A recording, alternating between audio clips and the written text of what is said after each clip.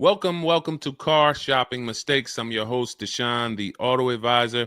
If you are car shopping now, or you will be in the next 3 to 6 months, type me in the comments. Let us know where you're at so that we can make sure that you have the advice you need to make the best car deal you've ever made and not be spending more than 30 minutes in car dealerships. The name of the game with great deals is to not be spending time in dealerships. The more time you're spending in dealerships, the worse deal you're getting. The worst deal you're getting. Valencia, good to see you. Valencia World says she's shopping. If you're shopping now or you will be in the next 3 to 6 months, type me in the comments and let me know. Now, for those of you who are not shopping right now, you still may hang around for the next hour, learn something, because you're going to see a lot of people ask questions that you will ask or you would have when you go start shopping. So what typically happens if you hang out here enough, somebody's going to ask the same question that you would have asked, and you can get your answers that way. So welcome to Truth. Good to see you. Let me hop on over to Instagram and actually pop in over there. And I'll give you guys time to start typing your questions. No questions off limit. I try to do just rapid fire Q&A. So you have questions about leasing, about loans, about, getting the best deal, new cars, pre-owned cars. If you just want to tell me your situation, kind of what your goal is, we can go from there. And that's typically how we run it here. So let's see. I'll give you guys time to start typing. Once we get the first couple questions coming in, Dolan will start to bring them into the show. And we'll go from there. All right, I'm just sharing the show. Shout out to the sharers. And before we even start with the questions, I want to talk about the mistakes that I see people making. Let's really start out with the mistake of this leasing versus buying. I'm so happy that over the last 3 years, who was taught never lease a car? You were taught or you heard never lease a car. I could not be more happy that we have been helping people get their first lease for the last 3 and 4 years. The financial advice we've been listening to concerning leasing has cost us thousands of dollars. I was going to lease a car next week. As long as you get 5 offers, cool money. As long as you get at least 5 offers, you're good. See, people are out there paying. There's a couple ways that you can get a car. You can buy it new, you can buy it pre-owned, or you can lease it new. When you lease a car, you're leasing it brand new. So if you look at the financial parameters, you ask yourself, if I buy a new car, how much will it cost me? Now, I want you to use this rule. Every $5,000 is about how much per month. This is not for the new people. If you're new here, type the number 1. Let me know you're new. You've never been on the show. I don't expect you to have the answer to this question. But if you've heard this before, then every $5,000 is about how much on a car payment. You may have seen this in my video. You might have seen this on a show. This is a principle we teach. I want you to lock this into your head forever. Let's see if anybody knows. Or we got a bunch of new people. Michelle's new. I see you. Cool Money's new. DJ Furious. Okay, I see you. Sandra Bonds on Facebook. You're new. Okay, a lot of new people checking in. We're live on YouTube, Facebook, Instagram, and TikTok. So if none of you know, I want you to remember this. Every $5,000 is about $100 per month. Good to see you, Digby, on TikTok. Every $5,000 is about $100 per month. So how do we turn that into a real budget? You look at a car, $30,000 divided by 5,000. You're going to see that's about 600. Well, that is 600. So when you see that a $30,000 car to purchase is $600, if you borrowed that money, now you know about how much that car is going to cost, about how much $600 a month will get you if you purchase. Now, if you lease, $600 a month, depending on the lease deal, could get you a $50,000 car. So we're driving. So if your budget is $600 per month, then you have a couple ways that you can get a car. You can go find a $30,000 new car, no money down. You're at about $600 on a 5-year loan. You can go find a $30,000 used car. You're about $600 on a 5-year loan.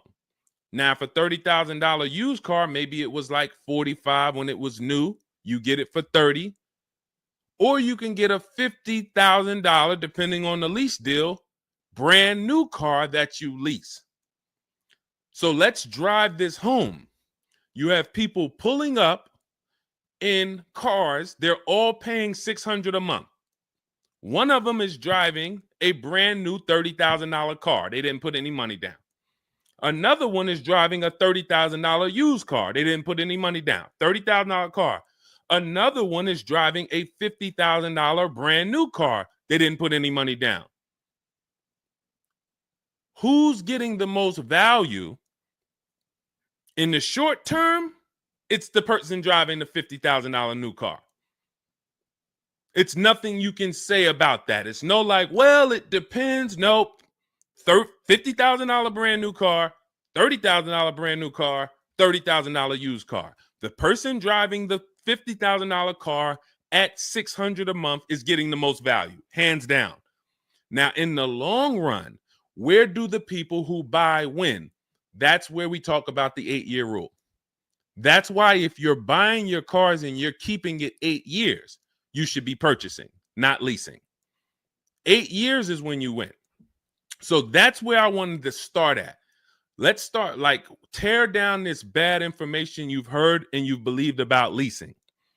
And I see people asking, we got a lot of questions coming in. I see you, Jaguar Music, on Instagram. I see you, Cool Money. I see you, we got quite, I see, hold on. From what I can see, we got like 4 or 5 questions waiting. So Dolan, you could bring in the first one. Type your questions in, anything you want to ask. If you want to ask about leasing, I saw someone asked about bad credit. What about if I have bad credit? What about mileage with leasing? Just start typing those questions. We'll bring them all into the show and we'll get to them one by one. Is that true for someone that went into bankruptcy? Okay, so if you came out of bankruptcy, your goal should be to rebuild your credit as quick as possible. Right now, your credit's blank. You come out of bankruptcy, your credit's blank. You have nothing there, and that's a good thing and a bad thing. It's easy for you to build. I've seen people come out of a bankruptcy and literally they have a 700 score in 1 year. They're going to go get credit cards. Just like if you're 18. If you're 18, you go get credit cards, you don't use them. Pay $15 gas, or you don't have a car yet. You pay $15, $20 a month for something, pay it off. You're going to have a 700 credit score. The more you don't use your credit, the more credit they give you. So when they see that you have the credit, $500 credit card, $1,000 credit card, you're not using it, credit score is high because your utilization is low. So that's what you should be doing. You cannot come out of a bankruptcy, just wipe your credit, and then go into the dealership and be like, okay, now I can get a car. You have no credit history. So the first goal should be, let me rebuild my credit as quick as possible, and you can do this quick. You can do this quick. Follow Shonda Martin. Some of you know Shonda Martin. She's on pretty much every platform we're on right now, and she's Road to 750 plus. Now you got to let me know. Can you wait and build your credit for 3 to 6 months? Can you start to get some type of credit history?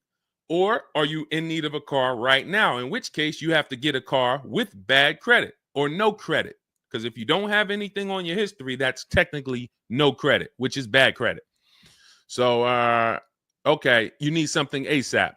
Okay, so what you should be doing, and again, if you don't have good credit right now, you should be buying the smallest car you can with the lowest payment. I got into the car business 2006. I was 22. I've been in and around the car business since then. So what is that? Almost 20 years now? The mistakes come from 2 things. You don't know what to do. A lot of the stuff I'm going to say, oh, I didn't know I could sell a lease, Deshone. Oh, I didn't even know I could sell a car if I don't have the title. It's not paid off yet. I thought I had to pay it off to sell it. Deshone, I didn't know every dealer, every, Toyota dealer has a different price. I thought they were all the same price, like the Apple store. All of that is you didn't know. Oh, I didn't know about leasing. I thought it was this. I thought it was that. I had misconceptions. All of this stuff has cost you thousands of dollars. That's you not knowing. The other problem is you know and you don't do, because now I'm going to make sure you know. So once you know, it's your obligation, or it's up to you if you're going to do.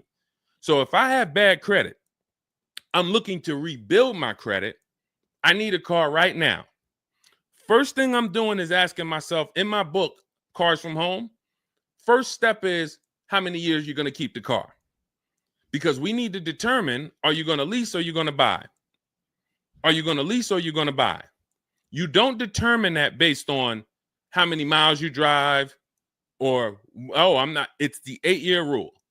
Are you going to keep the next car 8 years? Who keeps their cars more than 8 years? Type K. Because you're buying what we call keepers. If you're a keeper, Deshone, every car I buy, I'm keeping this thing 8, 10 years, 12 years. When the transmission goes out, I go and get another transmission. I see we got keepers. Shout out to the keepers. Michelle, we got Chantal. Who are the keepers? Sandra Bonds on Facebook. I see you. Where are the keepers at? K Mathis on Instagram. Keepers. These, you should not be thinking about leasing. Who's the keepers? See, we like to make this clear. Lon, I see you. Kara, keeper. All right. You need to be very clear, because people be like, Deshone, you talk about leasing a lot. Should everybody be leasing? No. Everyone who's not keeping their cars 8 years should be leasing. And if you don't have the credit to lease, your goal should be get the credit to lease. But so the first question I'm asking you, if I have bad credit, is how many years am I going to keep this car? Now, to those of you because if you don't have bad credit, or if you don't have marginal credit, somebody is going to have it. There's a lot of people getting hit in this economy, and they're going to have credit challenges and need a car. Why is this important? Because let's just say I don't have good credit, but I'm a keeper. That means I'm not thinking about leasing. I'm looking to get a car that I can keep for 8 to 10 years or more, and I don't really have good credit right now. No problem, because the goal is find the best car for the best price, and then I'm going to get a loan, and I'm going to pay more for that loan because my credit is bad. I still need to get a great price on the car. We got to talk about that. Separating the price of the car from the loan. Some of you are savvy and you understand this, and some of you just mix these things together. But when it comes to getting a high interest rate because I have bad credit, as long as I get a good car, once my credit is better, what can I do with that loan? So let's say I got a great price on a car. I got a car, it's going to last 10 years. It's perfect, but I'm paying 21% interest. So I'm going to fix my credit, work on my credit. And then once my credit is good, I still want to keep this car. What can I do with this loan? Refinance. That's a simple fix. But if you don't realize that you're a keeper, then you're going in and you're getting a bad car. 6 months, a year down the road, 2 years, the car's having problems because you didn't take it seriously that you needed a long-term car. So not only did you mess up the plan because the car is going to start having problems, now I got to see, do I want to fix the car, or do I want to, I got to make the payment, now my payment's due, but then the car's having problems. All of this can be prevented. And you need to know up front what your goal is. But if your goal is to lease, Deshone, I'm not keeping cars 8 years and I don't have good credit, you should be buying the smallest inexpensive car you can that you can get a loan on. $10,000 car, go drive it for 2 years, make your payments, and then switch into a lease. If you're driving a car, if you're buying a car to keep, then you can go and get a nice car, get the most car you can afford comfortably. You're going to have a high interest rate, and then you refinance that car when you actually get, your credit up. So this is all in my book. My digital book, Cars from Home, breaks all of this down step by step. Whether you have good credit, bad credit, how to know when to lease, how to know when to buy, new car, used car, you drive a lot of miles. I have plans in there for everybody. It's a digital book. It's 5-star rated. Thank you to everybody who went to Goodreads and reviewed the book. You can get a copy of the book. It's normally $97. You can get it as part of my launch offer for 75% off. That's $24. It's for 2 hours. So as long as you get there, go to my TikTok bio, my Instagram bio, the YouTube comments or the Facebook comments, click that link, and you'll see $24 for 2 hours. Once that, as long as you get it before that, you got it for $24 instead of $97. And you can have everything step by step. So you're not worried about, I'm trying to remember all of this. You can watch the replay on YouTube too. But all of this is everything I'm teaching is part of a plan. It's not me winging it. This all comes out of my book. All right, go ahead, Dolan. Bring the next one up. Keep typing your questions. I know we got a lot of questions coming in from all 4 platforms, so Dolan will bring them into the show. Just keep on typing. What is considered marginal credit? Now, this is going to depend on what you're trying to achieve. I like to see all right, who's a homeowner? If you're a homeowner, type me. Now, if you had marginal credit before you bought your home, your realtor or your mortgage person probably told you, go work on your credit and then get your credit to this to get a mortgage. A lot of people do that.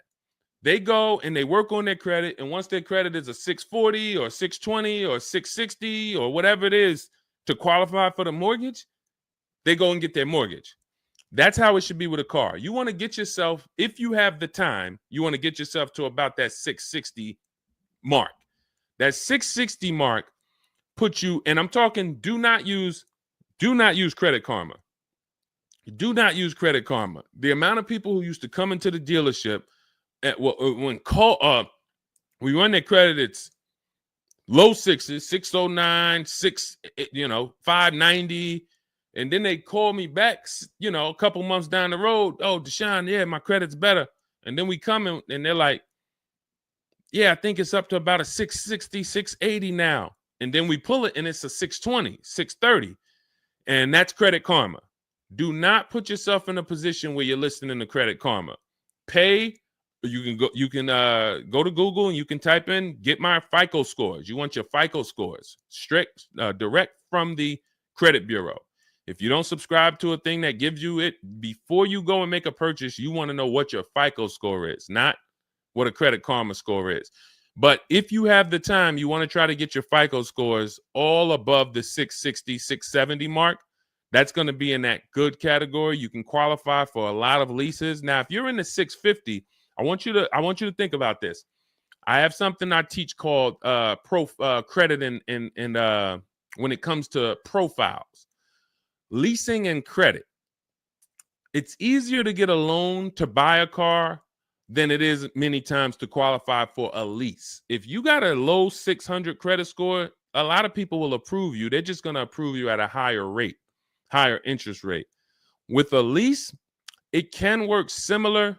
But sometimes when you're in that low 620, 630, it's very tough to get approved. They're not going to take that much risk, but you may have a strong profile. So when you go into this, it's not black and white, guys. It's not like you can say, if my credit score is this, I'm done. What if your credit score is this, but you have a car payment already you've paid on time? When I worked for Mercedes, I worked for Mercedes for 5 years. We'd have people whose whole life was falling apart, but they never missed a payment on their Mercedes, and they get approved all the time. Everything else is falling apart, behind on the home. But if Mercedes sees you pay them, you got approved. So what I say is a current car. That's why those of you, if you're building to get a lease, if you're building to get a better car, pay that car on time that you have now. Because the best thing you can do is have a history of on-time payments on your car. That means a lot to a bank versus missing the car or putting the payments on the back because you thought that somebody told you could do that and it wouldn't affect your credit. A lot of people learn the hard way. Oh, I thought when I put the payment on the back, it didn't show as late. It does. So we again, I'm here to tell you everything from the inside.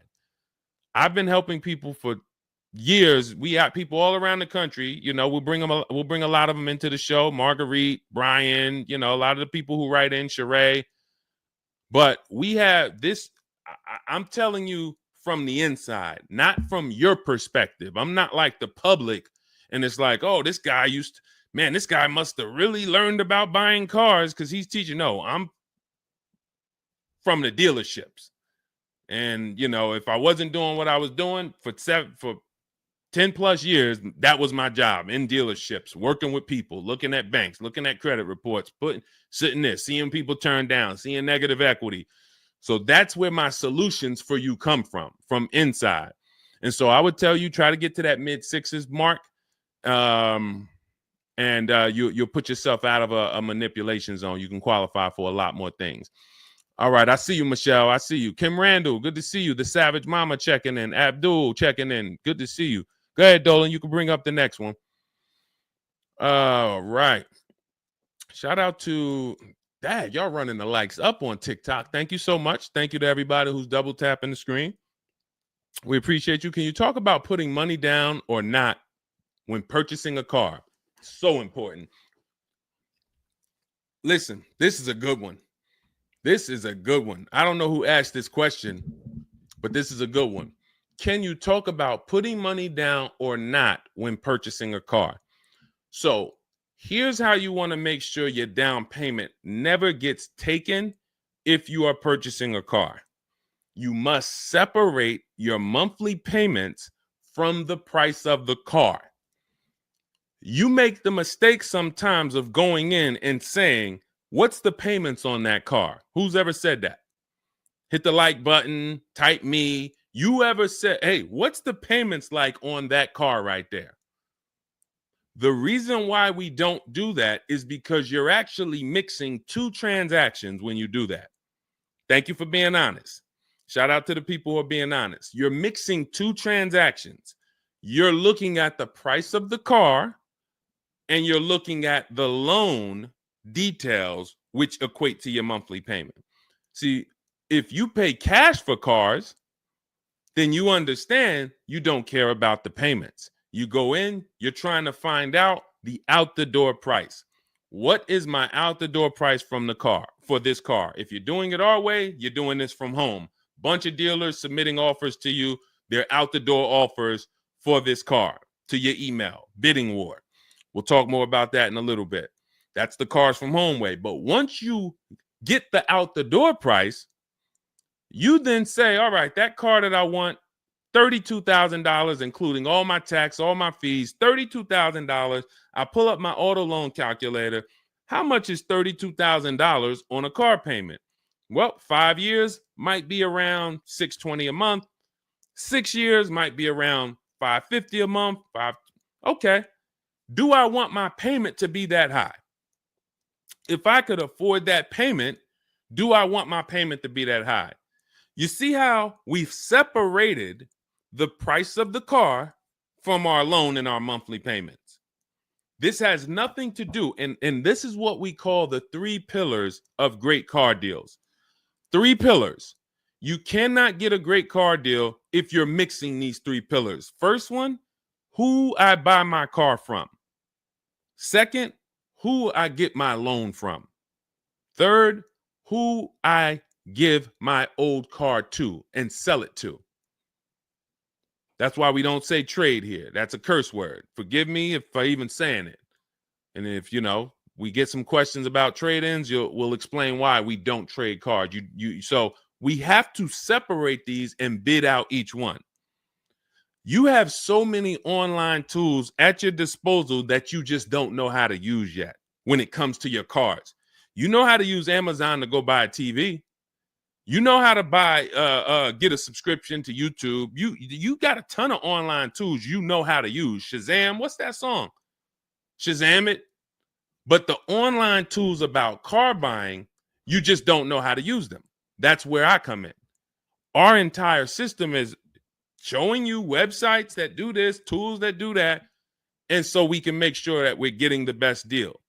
So the only way you're going to make sure you never lose your down payment is you have to separate the monthly payments from the price of the car.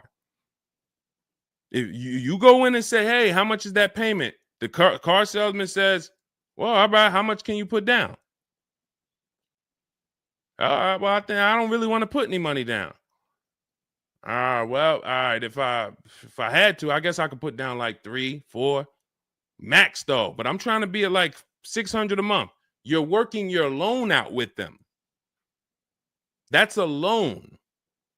And let me tell you how, let me show you why you can know you shouldn't be mixing these transactions. There's big money in all of them. There's a ton of people who want to sell you a car. There's a ton of people who want to give you a loan. They don't sell cars. Let me say that one again. There's a ton of people who want to give you a loan. They don't sell cars. They want to compete for your loan. That should tell you there's a lot of money in the loan business. Then there's a ton of people who want to buy your car from you. Your car you have now. You're the one you're like, well, I just normally go trade the car in. Well, how many offers are you getting when you trade the car in? Well, I usually just get the one from whatever the dealer says he's going to pay for me. Okay.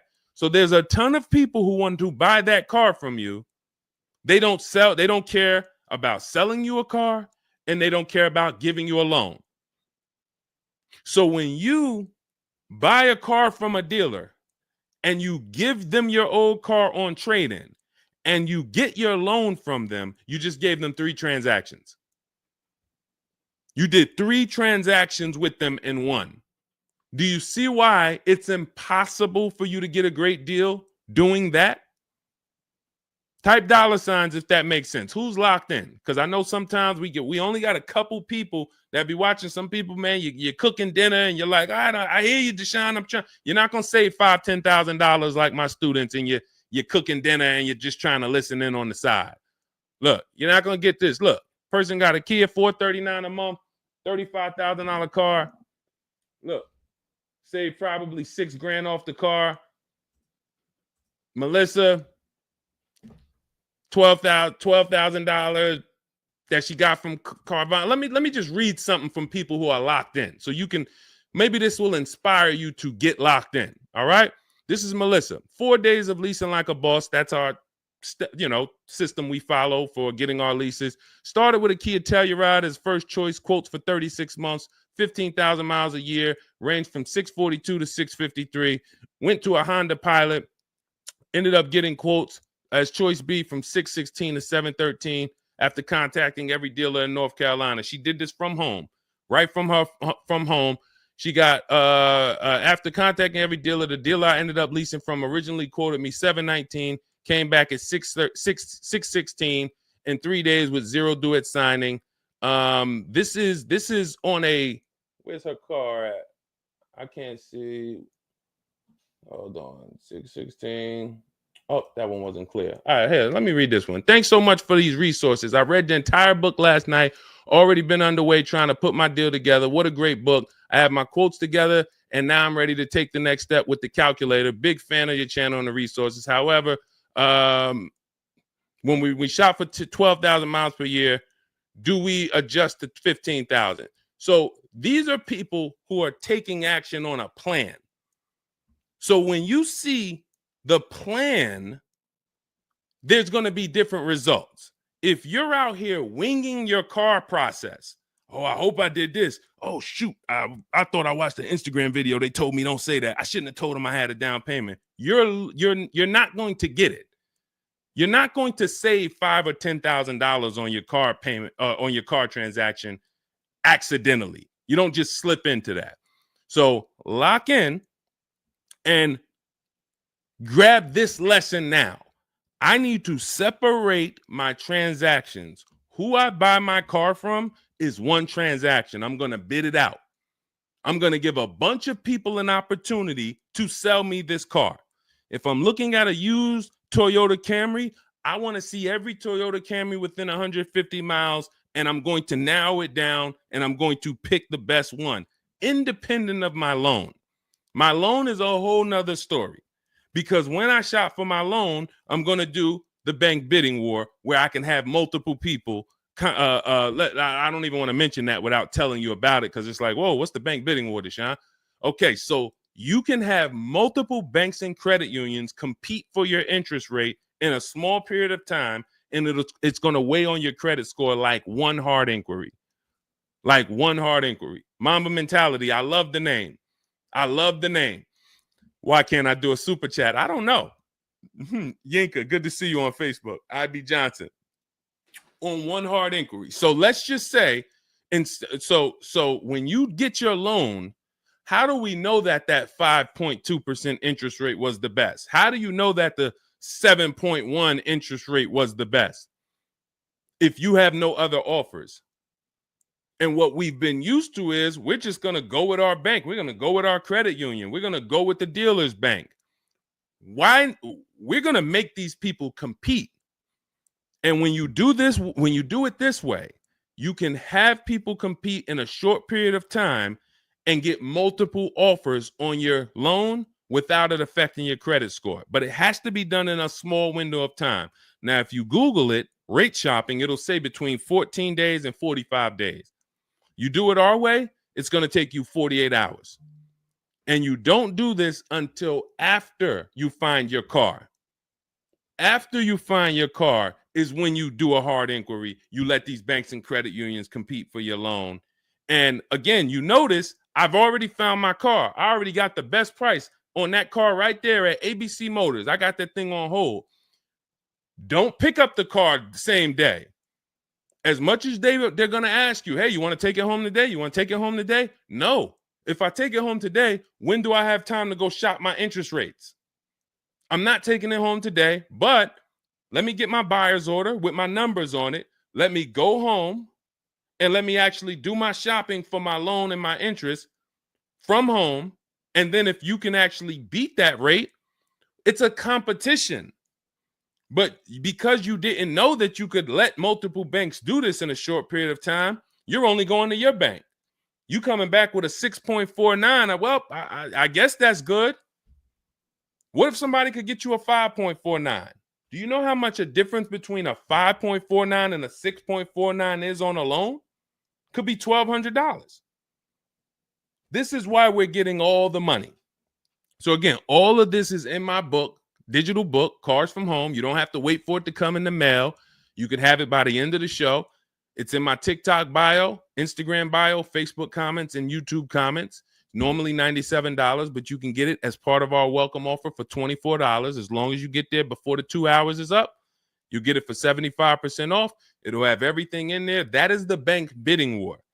If you're not, again, before we go to the next question, if you're leaving the dealership wondering, if I was to walk up to, yo, Deshone, what's going on, man? Hey, I just got this car, man. What do you think?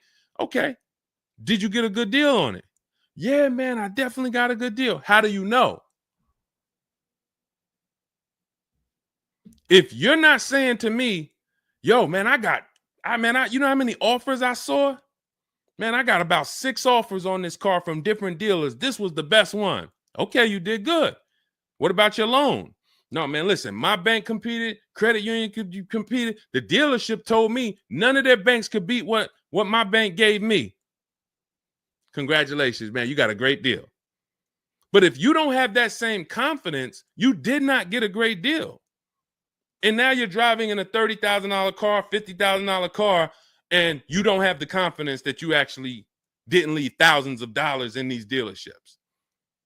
This is crazy. And when you get mad and stop accepting it, you'll listen to what we're telling you to do.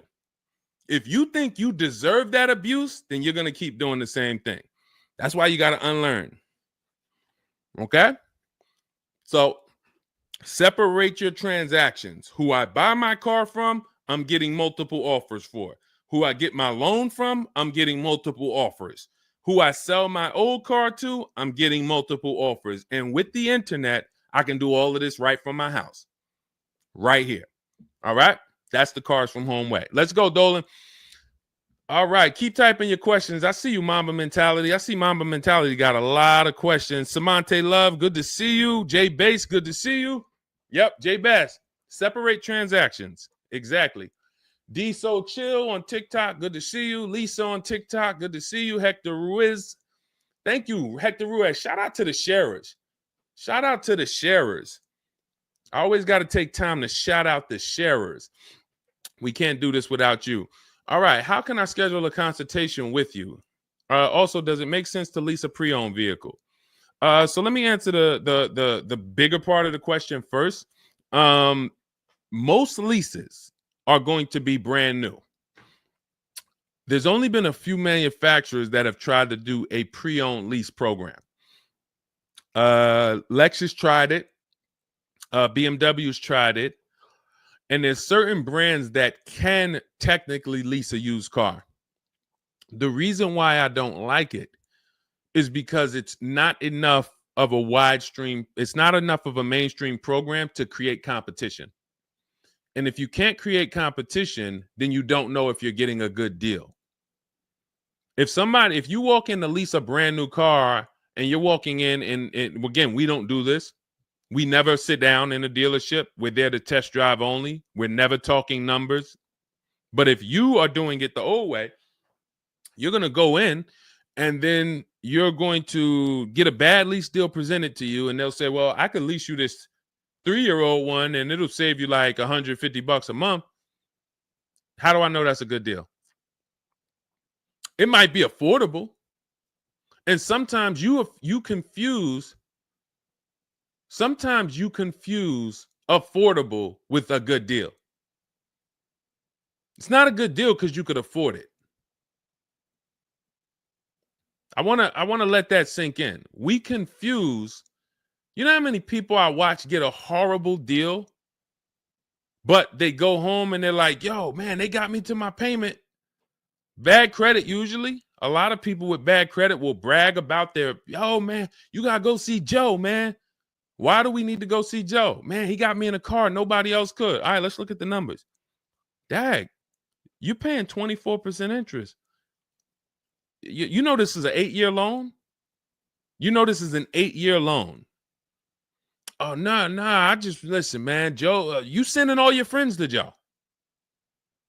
Oh, look, and this car has 70,000 miles on it. You paid 28,000 for it? See, because they got you to a payment you could afford. So you thought, good deal. Now, I go into a Bentley dealership right now. Bentley's $300,000. And they say to me, we'll give you this Bentley for $150,000. So they give me somebody offers to give me a $300,000 Bentley for $150,000. 50% off. We're going out of business. Take it. Can I afford it? No. Is it a good deal, though? Is it a good deal? $300,000 Bentley, half price, $150,000. Many people, you don't have that in your budget to go and bring $150,000 dropping on a car. Now, if you want to do a business thing, go buy it for $150,000, quickly sell it to another dealer for $220,000. Okay, that's what we would do. But I'm not talking about that. I'm talking about just you alone. Affordability does not equal deal. A deal is a deal whether I could afford the deal or not. And the only way we know a deal is to actually get multiple offers. There's no other way. So I'm going to continue to say it. There is no other way. I've been in the car business since 2006. There is no other way for you to know you got a deal without comparison shopping. Same way if you walked into a grocery store and there was only one, you walk into the Dorito factory. There's only Doritos everywhere. No other competition. They sell them for $7 a bag. There's no competition. So everybody who's in the Dorito factory is paying $7. But when they go in the supermarket, Doritos competing against Lay's, competing against Wise. Oh, you can't be $7, Dorito. You might have to be $4 this week. You might have to be on sale this week for $2.99. Competition. It's everything else. So a lot of what I'm saying to you will click when you realize that you've been programmed to buy cars in a way that you don't buy anything else up. You don't buy anything else that way. Everything else you buy in your life is competition. People competing. Everything else only with cars, we look at one offer. So that's why when you come home, start to look at the whole market, you're going to love this. You're going to be like, man, I don't know how I didn't start doing this before. What I'm teaching is not, the whole cars from home system is not rocket science. We just use the internet to create competition. That's how we get crazy deals. That's how you see Alex graduated, was able to get a new lease for my partner, sold his old car to Carvana, bid that out. Notice he didn't trade it. He didn't say I traded in my car. I sold my old lease to Carvana, old 3,500. He got 14. That was his highest bid. Went test driving, got a 2025 Hyundai Tucson, got a 1.3% lease deal, no money down, $42,500 car, $580 a month, and that's a 1.3% lease. Now, $42,500, guys, would normally be, with no money down, about $800 a month. Maybe about $825 for 5 years. He's paying $580. So when we talk about leasing keeps thousands of dollars per year in your pocket versus purchasing. Thousands of dollars, not hundreds of dollars per month, but thousands of dollars per year. So to answer your last question, I don't do consultations. We have 3 ways we help the public: through my book, through our Shop with Deshone program. A lot of these people that you're seeing me share, they've either got my book or they're in our Shop with Deshone program. Just Ralph, Jen, Stormy. Just wanted to let you know that your package worked. $48,000 MSRP, no money down. She's paying $622 a month. That's normally a $900 payment. Marie, some of you know Marie from some of our other shows. We talked about her. Just wanted to reach out. Thank you. She used the book, saved over $13,000 off of her Mercedes, got her payment to be hundreds lower per month, maintenance included. Just wanted to say thank you. She got a 2025 GLC Coupe. Some people have this same car. You're looking at this car. You're like, hold on, Deshone, I got that same car. Did you get $13,000 off? Did you get $13,000 off? This is when we got to say to ourselves, whoa, what's happening that Marie got $13,000 off? I thought I did okay. I got $4,000 off. You see how dangerous it is when you don't get multiple offers? You thought, man, I negotiated, man. I was in that dealer for about 5 hours, man, to get that $4,000 off. Marie never went into a dealership and she got $13,000 off. So you just made a $9,000 mistake. So you could either change your behavior, go grab my digital book, Cars from Home, learn the same thing, use the same strategy step by step that Marie just used, and you could eliminate you making these types of mistakes, or you can continue to do what the car business wants you to do. So in my digital book, you have everything. That's why it's called 7 Steps to Saving Time, Money, and Avoiding Dealerships. It's in my TikTok bio, my Instagram bio, YouTube comments, Facebook comments. You can get 75% off for the next 2 hours. So you won't pay the normal $97. You get it for $24 if you get there before the welcome offer expires. And that's a digital book. It'll be in your inbox by the time we end the show. You'll have all these strategies to use for you, your family, your spouse, your kids, to make sure every transaction you're winning. You're leaving no money on the table. All right. So yes, I don't do, and you'll see in our Cars from Home toolkit in my bio, we do have a program where we shop for people around the country. In fact, before we go to the next question, let me show you what you'll be able to do. But in our case, we do this for clients. So you get in where you fit in. I don't tell you, it's like if I put a buffet in front of you, everything gets you full. You get the book, you're there. You come into Shop with Deshone, we do it together. You watch our video checklist. You have coaching calls, we have Zoom calls, we have a private Facebook group. You get to your goal. Or you can, if you qualify, you got to have the credit. You got to be shopping for a new car. You can look into our Done For You program. You can book a call with our team. But here's an example of how big of a margin these offers. I want to show you the difference between some offers here, because some of you don't really see it. Hold on. I got to label these better for our next show. Okay, here's an example. So we can see here for this particular car, the payments ran, all of the car itself is $64,000. We're shopping for a Genesis. This particular month on this particular car, the payments range. Y'all ready? We got 6 offers on this car. The payments range from, well, I'm just read them to you. $973, $899, $1,102, $1,066, $921, $913. Now this is initial payments. Why is there a $200 difference in these initial payments?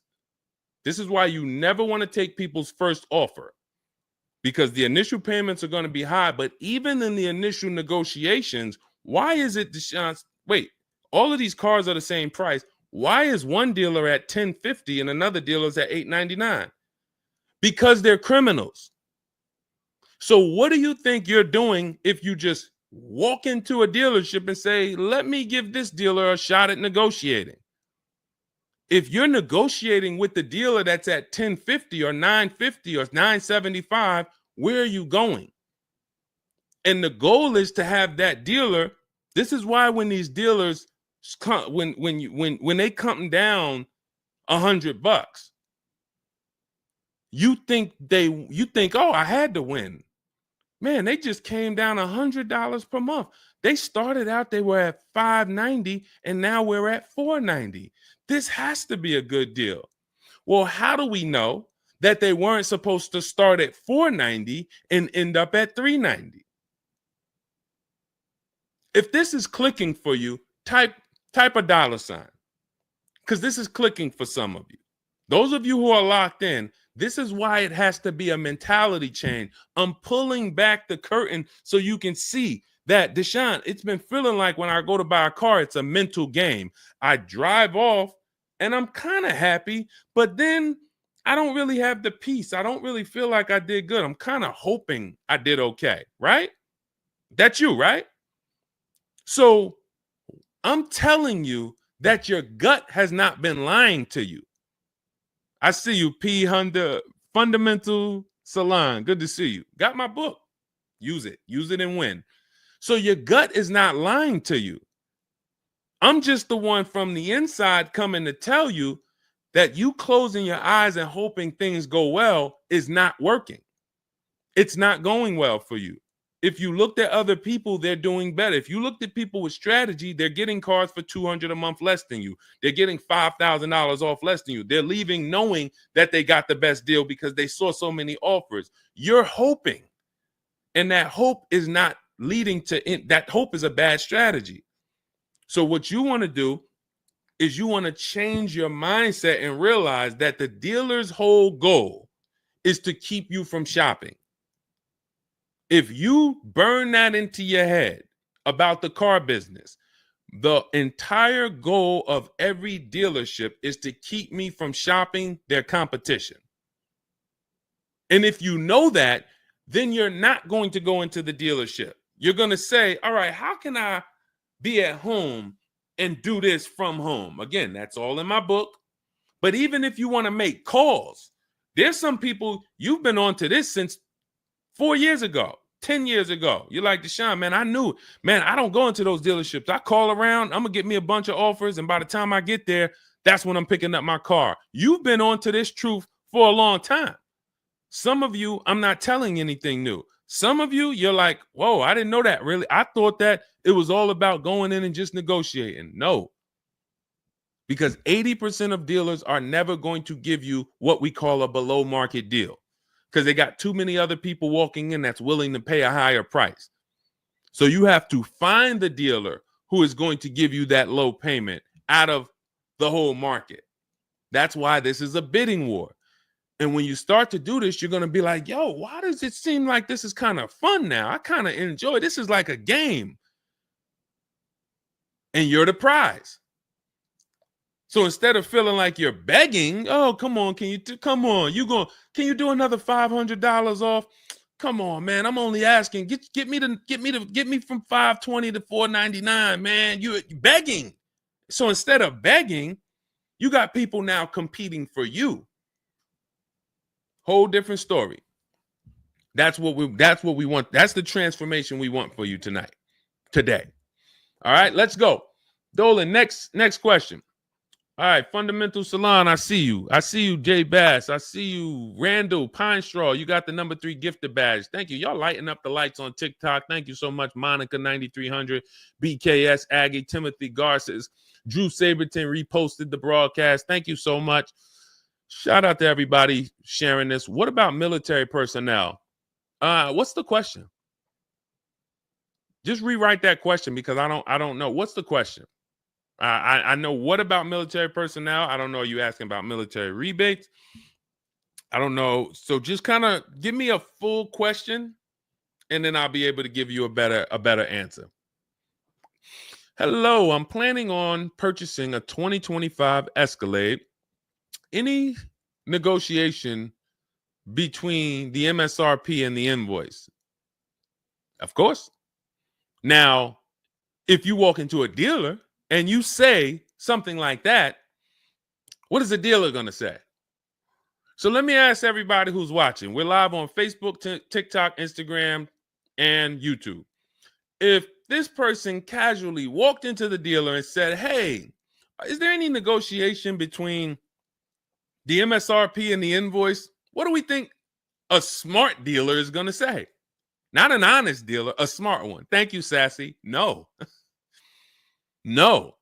And you know what's crazy? They're going to say it in a way that makes you believe it.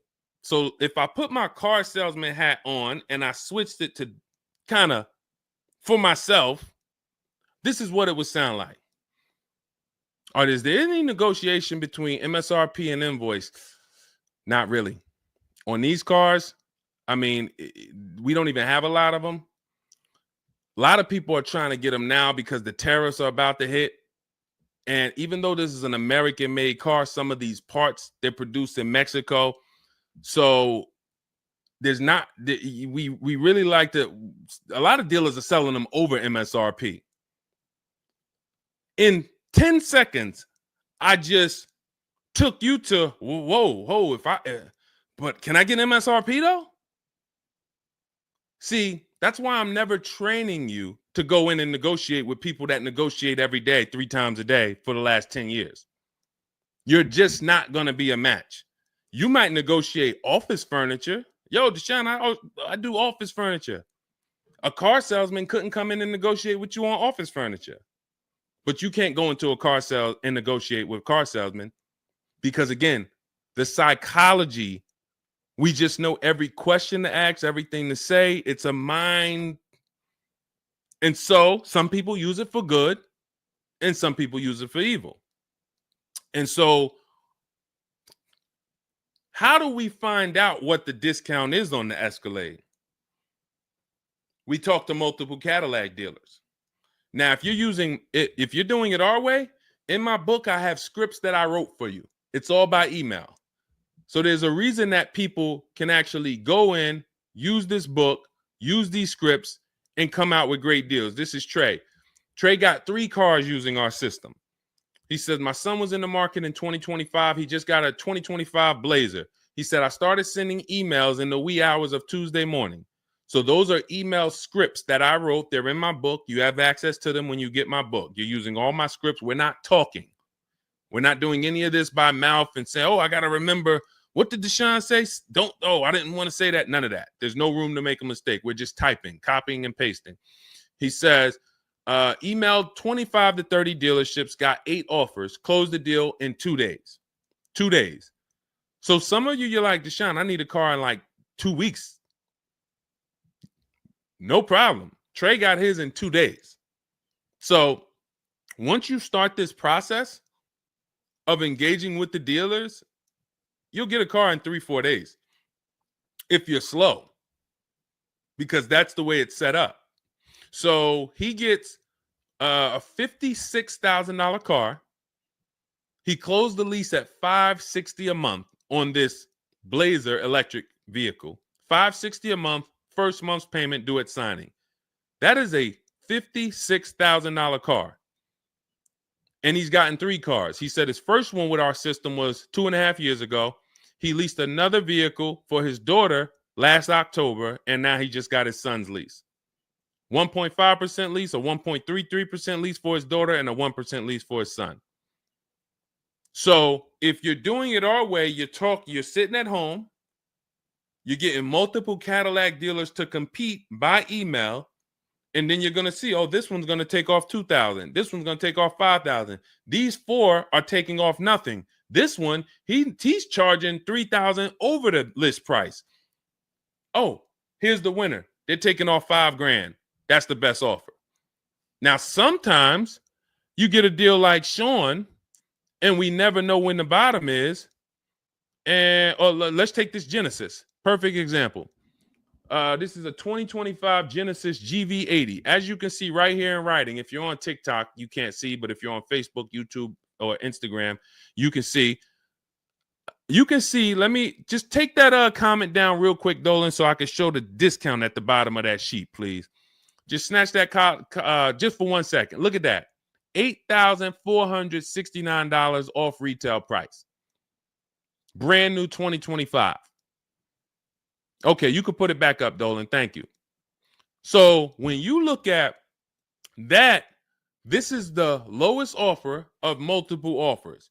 Maybe $8,500 is the best discount on this particular vehicle. But when we go to Sean, let's go to Sean. F-150 Lightning XLT, $73,000 vehicle. What's his discount? $21,000. Look at the dealer discount and look at the rebates. And every dealer is not going to tell you the rebates. Some dealers will not be honest with you about the rebates. They'll hold some of them or they'll hold all of them. When he got all his offers, he saved $21,000 off the price of the car. So how do we determine, to answer your question about the Cadillac Escalade, what's the discount between MSRP and invoice? We don't know. Could be the best discount could be $3,000. The best discount could be $5,000, could be $10,000, $12,000. We don't know. And because you don't know, you cannot negotiate. If you knew that the best discount you could get on a Cadillac Escalade was $8,000, you knew that, then it would be easy to negotiate. I'm just going to go on. All right, man, come on. You're at $6,000. Nah, man, I want another $1,000 at least. I'll let you keep the last $1,000, but you got to get me to $7,000 because you know the bottom, $8,000. No car that we go in to get do we ever know what the bottom is. So what you're doing is you're feeling for the bottom. But if Sean thought $10,000 off was the bottom for his F-150 Lightning, then he wouldn't have got $21,000 off. That's the danger. So when I say to you, you're leaving $3,000, $5,000, $7,000 on the table, you can't say to me, Deshone, no, I'm not. Because I get so many offers, man. I know I'm not leaving money on the table. You don't know you're leaving money on the table. I got $8,000 off my Infiniti truck I got when I leased it. How do I know that was the best offer? Because I had 7 other offers. I had 7 other offers of Infiniti dealers that I went back and forth with by email. This one giving me $3,000 off. This one $4,000. This one $6,000. This one $6,000. This one, we'll do $8,000 off. You got it. You won. Took me 60 minutes. This is where I want you to get. New cars, used cars, you're making your deals from home. You're the prize. You're going into the dealership to pick up your car, man. They like, man, you sell cars? How'd you was like quick, man, that you kind of knew this was quick. Car salesmen gonna love you because you didn't waste their time. You didn't tie up 8 hours of their time. They're making deals with you in 20 minutes, 30 minutes. It's great for everybody, but it's mainly great for you. That's what we want. Okay, all of this is in my digital book, Cars from Home, 7 Steps to Saving Time, Money, and Avoiding Dealerships. It's not a mail book. It's a book. You can have it in your inbox in the next 5 minutes. Normally $97, but it's part of our welcome offer. You can go to my TikTok bio, Instagram bio, click those links. You can go to the Facebook comments or the YouTube comments. Dolan has a link for you guys. You get 75% off. That's $24, but it's only for 2 hours. Now, if you visited earlier, some of you, I did a show, my last show, you might have visited the link and you missed the countdown. You'll see it's gone. So you want to make sure when you actually go there, even if you come back in a couple minutes, don't let that timer hit 0. Book's still worth $97. You saw Marie, she saved $13,000. So I think if Marie, if she was on the show, she would say, look, even if you missed the $24, get that book. Save me $13,000 off my price. All right. Corey Duncan, I'm just catching your comment on TikTok. Look, it works, y'all. I promise. Leased a car back in April after using his book. Got the best deal. You see what I'm saying? Like, and this is all over. It's too many people for me to pay. When I tell y'all, like, it's too many people. I pride myself on not can Deshone get great deals. Obviously, you guys know if I could sit on here and answer your questions for an hour and a half, clearly, I've been in the car business since 2006. Clearly, Deshone can get great deals. But can other people?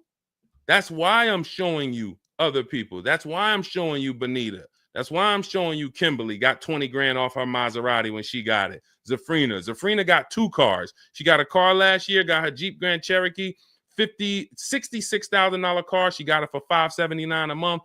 And then she just got another car that she posted 2026. Not even a 2025. 2026s. They ain't even out yet. She got a Kia or just came out recently. Kia EV6, $76,000 vehicle. She got it for $742 a month. She leased it. Now let me just do some math for you real quick on how crazy a deal that is that Zafrina got on her second car. The first one's crazy too. They're both crazy. But let me just, here's how we judge a lease. We judge a lease by how much we're paying and how much car we get to drive for that payment. So the reason I created the 1.5% rule is for you to know you're paying too much money for a car you're giving back. The 1.5% rule tells us if we divide the monthly payment into the MSRP with no money down, it creates a percentage. And if that percentage is over 1.5 for 12,000 miles per year, we're paying too much. It's no value there. It's a bad value lease. Let's look at Zafrina's deal that she just got. She's paying $742 a month, and she got a $76,000 car. So let's say, go into our calculator, $742 a month, 36 months. That equals $26,700. That includes taxes, everything. That is how much she's giving them for 3 years to drive this car. $26,700. It's a $76,000 car. You don't have to be a mathematician to know that if you walked into a showroom and you saw a $76,000 car, once taxes and fees and everything were on top, it's over 80 grand. And you could drive that car for 3 years for $26,000 and you give it back to them, we can imagine how much value that is. So that's how we judge a lease. And the more I pay, the more I have to look at, okay, is this a good lease deal? Is it a great lease deal? Is it a steal? Zafrina got a steal. Anything 1% or lower, it's a steal. From 1% to 1.5%, that's a good deal. Well, let's say from 1% to 1.25, great deal, great value. And then from 1.25 to 1.5, good lease deal. So it's good, great, and a steal. Any of those is good. It depends on the vehicle, and it depends on how well you get offers, because different vehicles have different lease programs. But once we get, you don't walk into a dealership and say, hey, get me to 1.25 or get me to 1. You don't do that. You got to see what the best offer gets you. But this is where you want to be at. Empowered shopping.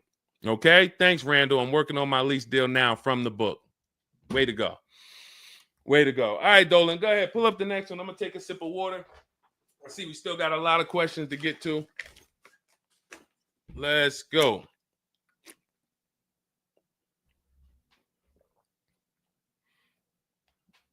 Mark is me. Good to see you on Instagram. Checking in. All right. Let's go. Does it matter if you email or call a dealership to find out the best price? All right. No. You just got to realize it's going to be different things that come with phone. The reason why. Okay. Who's a good negotiator? All right. Let me put it like this. Who's not a good negotiator? Let's be honest. Who's not a good negotiator? Type me. You're just not. It's not your thing. You don't really like confrontation. Not a good negotiator. Let's go. Who's going to be honest? Oh, we got a bunch of good negotiators on here today. Bunch of good negotiators. Where we at? Hershey. What's going on? Randall, Sassy. Who's okay?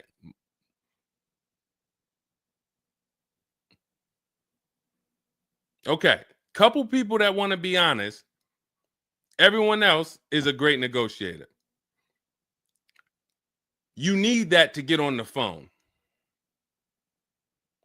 In order to get on the phone, you need to be a good negotiator. You need to be quick with your words. You need to be, and that's what's going to happen when you're calling to get deals. Now, if you're calling to get deals, you just need to be able to know exactly what information to give and what information not to give. So let's just say you call in and you're trying to get an offer, and somebody says, "Hey, wait, I need your credit." Okay, are you gonna say, "Well, no, actually, the people who I've been working with, they haven't been asking for credit.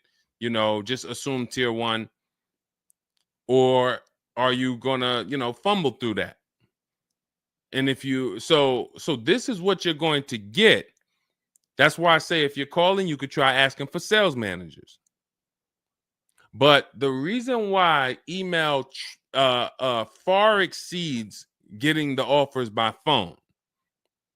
Now, look, getting the offers by phone is way better than walking in. But if you get the offers by phone, you still have to you have to try to lock down who the good dealer is, because you're not going to really have anything in writing. And that could be a problem. That could be a problem, because whenever you're going in and you're thinking this, that's why everything we do is from home. Your credit app is done from home. If I'm talking to somebody on the phone and I feel like I done talked to maybe 8 dealers, I got 5 offers, and one guy, Matt over at, that dealership it feel like he's being honest. He's giving me the offer. He told me this is what your payment's going to be. It includes taxes. It includes everything. Or this is what I'll sell you the car for out the door. Okay, I'm doing the credit app online because I want all of that firmed up before I get there. I have a video we're going to put out soon about a dealer who we just experienced this shopping for a client, where the dealer put something in writing. And then when we did the credit app, or the client did the credit app, changed the offer. So when they changed the offer, that means they didn't want to do that offer to begin with. Oh, no, they didn't change the offer. They said the car was sold.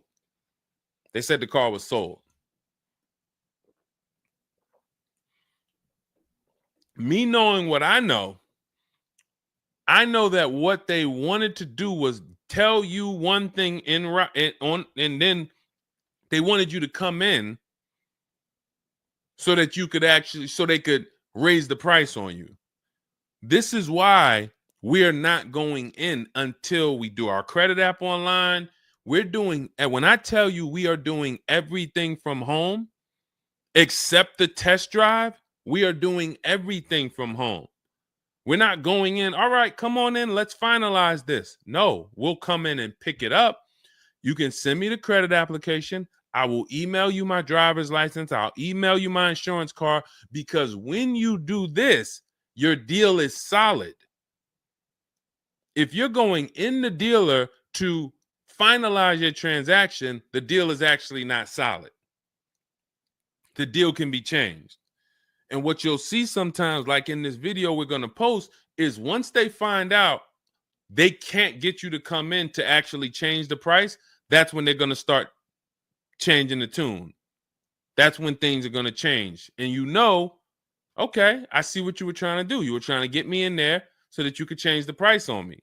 So that's why email is really the gospel when it comes to us. And another thing, you don't have to talk to anybody. You don't have to remember what you're going to say. What's up, Robert Ishel? You don't have to remember what you're going to say. You don't have to worry about saying the wrong thing. When you're doing this by email, especially when you're using our stuff, if you have my book, my digital book, everything's in there. The scripts are in there. When they say, when can you come in? We have a script. When they say, hey, we only give quotes on for people who are in here, we have a script. When they say, hey, I don't have this car, but I might be able to get it for you. Are you open to that? We have a script for that. Everything, we have probably 50, 60 scripts. Everything they're going to say. So that allows us to have conversation by email. We're not just emailing. We're having, Marcus Me asked, I see a question about warranties. I got you. Hang on. Mark, we're not just emailing. We're having conversations by email. Big difference. Conversations by email move things forward. Oh, we can't do this. Oh, how about this? Hey, it's a back and forth. That's why our scripts are so powerful, and they move things forward and they keep it on your agenda. So again, myself, I could do it either way. If I was doing one car deal, I could call around. I'll ask for sales managers. I'll talk to the sales manager. I'll try to get a car deal done. But it's the transferring of information, and this doesn't work on a used car. So this only works on new cars. So if I was buying a used car, it's a whole different system. But another reason this isn't effective. What's up, Smitty? Hopping in on TikTok. Another reason that's not effective. Again, better than you walking in. I'm just being straight up with you. If you told me is that better than me walking in? 100%. Get on the phone. You will do way better on the phone than walking in. But compared to email, you ask me like email or phone, which one's better? Email crushes it because I can have conversations quicker. I have stuff in writing. I don't have to worry about not having something in writing, and I show up and I thought that it was this and then it's that, and then it's nothing I need to remember. Yeah, I think that's enough. I think that's enough. So again, in my book is all the scripts. And without you knowing what to say when they say this, then the conversation is going to move slower and you'll be typing everything manually. What should I say to them? All right, what should I say to this? When they say, "Oh, can I have your full address?" Okay. These are the things that you want to know how to respond to. Okay? All of that is in my book. But again, either way is better than walking into the dealerships. Walking into the dealerships is where you're going to lose. All right, go ahead. Next question. Kevin Carroll, Jamie Rodriguez. Good to see you. How do we apply for a soft credit pre-approval? You have to find a bank or a credit union that does it. If your bank or credit union should be the first people you ask, can you get a soft credit pull pre-approval? Because the soft credit pull pre-approval doesn't start the rate clock, doesn't start first of all, the rate clock starts at the hard credit pull, which means your credit bureau, Equifax, Experian, TransUnion, they're looking now and saying, okay, you have a certain period of time where you can do more of these to actually get different rates. But once that period of time closes, we're going to update your credit score. So let's just say you get that hard inquiry, and when it closes, your credit score drops 10 points. Okay. Had you gotten 3, it would have dropped 10 points. In that window, same 10 points. But if you let the window close, then you go and get another hard pull. When the next window closes, it's another 10 points. That's why we don't want to be moving like that. We don't want multiple hard pulls in a spaced out period of time. So you want soft credit pull, and if your bank or credit union doesn't do it, go to Google. Go to Google, type in soft credit pull pre-approvals. Find a bank that does it, because all you want to do is put your budget together. This might not be who you get a loan from. It's just for you to put your budget together. And if you've ever bought a house or you got a mortgage, you'll see, all right, you might pre-approve me for, 4.25 interest rate. And then once I go to get my loan or my mortgage, it might go to 4.3. It might go to 4.6. It doesn't matter. This is just to budget. You need something so that you can know how much you can spend. That's the purpose of the pre-approval. So it's no reason for you to ever give a hard credit pull. You are much better off just using the rule of every 5,000 is about $100 per month. Burn that into your head. Every 5,000 is about $100 per month. So that means when I'm looking at this $30,000 car, that's $600 a month for 5 years. What if I want it to be $500 a month? Then I need to, instead of taking out a loan for $30,000, I need to take out a loan for $25,000, which means I got to put $5,000 down. But if I'm taking out a loan for $30,000, it's going to be about $600 per month on a 5-year loan. You could go to 6 and it'll drop it a little. For 6, it'll drop it another, But if you don't have that rule of 5,000 in your head, you're too off in your budgeting. You need to have some type of anchor to what this car should cost me. If I'm looking at a $50,000 brand new car, I don't want to be able to, give me the $600 a month on that. Wait, Deshone already told me every 5,000 is $100 per month. How am I looking at a $50,000 car and saying get me the $600 on that? Just divide 50,000 by 500. You're gonna see, oh, that's 1,000. This thing costs 1,000 a month on a 5-year loan. Yes. No money down. Yes. This keeps you from getting in trouble. This keeps you from leaving out the dealership with a 9-year loan. You're at your payment, but your loan is for daggone. It's like if you might not know, there's 50-year mortgages. Who would take a 50-year mortgage? Anybody? Anybody volunteering for a 50-year mortgage? Any takers? I didn't think so. No. Why? If you went into a house, $500,000 house, and they said your payment is this for 30 years, but if you take a 50-year mortgage, it drops to this. Nobody on here would be like, okay, yeah, give me the 50-year mortgage. They're available because we've learned that 30 years is the longest you would take a mortgage. And that needs to be 72 months with cars. That's why I tell you 72 months should be the longest you ever consider for a car loan.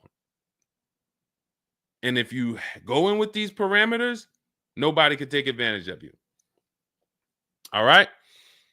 All right, let's go. We'll wrap in a car. We're almost done. I say let's go. I see we got maybe one or two more questions. We'll see.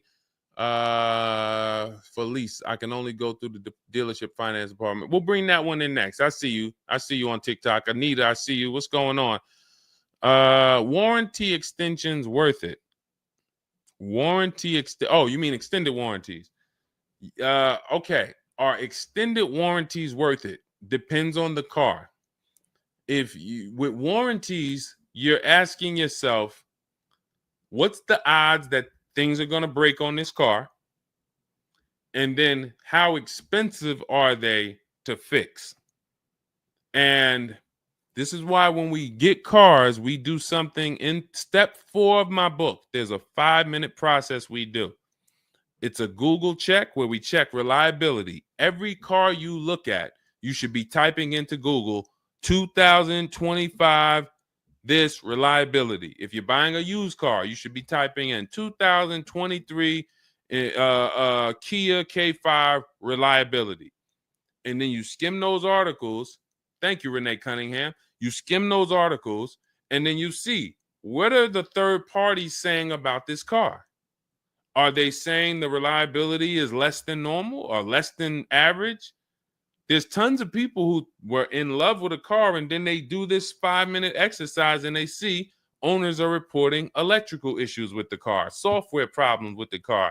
Owners are complaining about the infotainment system in the car. So this is this is what we call bad DNA. This is not something that when we buy used cars, you'll see in my book and you'll hear me talk about on the show, we screen down used cars with title history, service records, accident history. That's how we make sure it's a quality used car. Title, service records, accident history. But you could put all those things together, and if you got a car with bad DNA, it has electrical problems, none of that will fix it. So, Deshone, I did that whole search you told me, man. I did everything. I narrowed it down. I got a good car. I got the best price. But, man, the car is giving me problems. You skipped step 4. You didn't do that Google search I told you to do, right? No, I didn't, man. I didn't do it, man. I skipped that. That right there, now you got a great deal on a bad car. So the things I'm telling you to do take 5 minutes. Nothing that I have talked about on this stream takes 2 hours or 1 hour or 45 minutes. Shoot, I have my car in 60 minutes. I do the whole process in 60 minutes. So not one thing I have told you takes more than 15 to 20 minutes at a time. So this is a 5-minute exercise concerning this question somebody asks, are extended warranties worth it? So extended warranties cannot fix a car with bad DNA. You want to skip that. So once you find out, okay, I got a car. For example, there's certain Nissans, when you pull them up, you do you're going to type in the year, the make, the model, longevity. Going back to the keepers. Everybody who answered earlier, they're a keeper. You buy your cars, you keep them more than 8 years, type K for keeper. You don't lease. I don't want you thinking about leasing. But if you're keeping, you need to think about warranties. Just like people who lease don't need to think about warranties for the most part, unless they're a high mileage driver, they're getting a high mileage lease, they're not thinking about warranties. So if you're a keeper, you're thinking about warranty, which means you need to look at longevity. There are certain cars you're going to type in, do this exercise, type in the year, make, model, and the word longevity to Google, and you're going to see this car, owners report transmission problems between 90 and 110,000 miles. There's nothing you can do to change that car's DNA. Nothing. So, yes, you can get one with good service records, good accident history, good title history. Nothing you can do to change the fact that that car has transmission problems from 90 to 110,000 miles. So once you do that exercise, that quick 5-minute check, then we can look at what's the cost of repairs on this car? Is it a Mercedes where when something breaks, it's $2,000? If it's a Mercedes and something breaks, and you can keep typing your questions. If you have a question on TikTok, nothing's off limits. So we got time for a few more questions, but you got to type them in for us to bring them into the show. So are we, once you know what cars, like give you an example, you got a Honda, you got certain cars, they're very inexpensive. Something breaks on the car, the parts are cheap, inexpensive. These are the cars where you don't need extended warranties as much as you need a car when you look at a car that has high cost of repairs. So what should you be typing in for the car you want? Cost of repairs.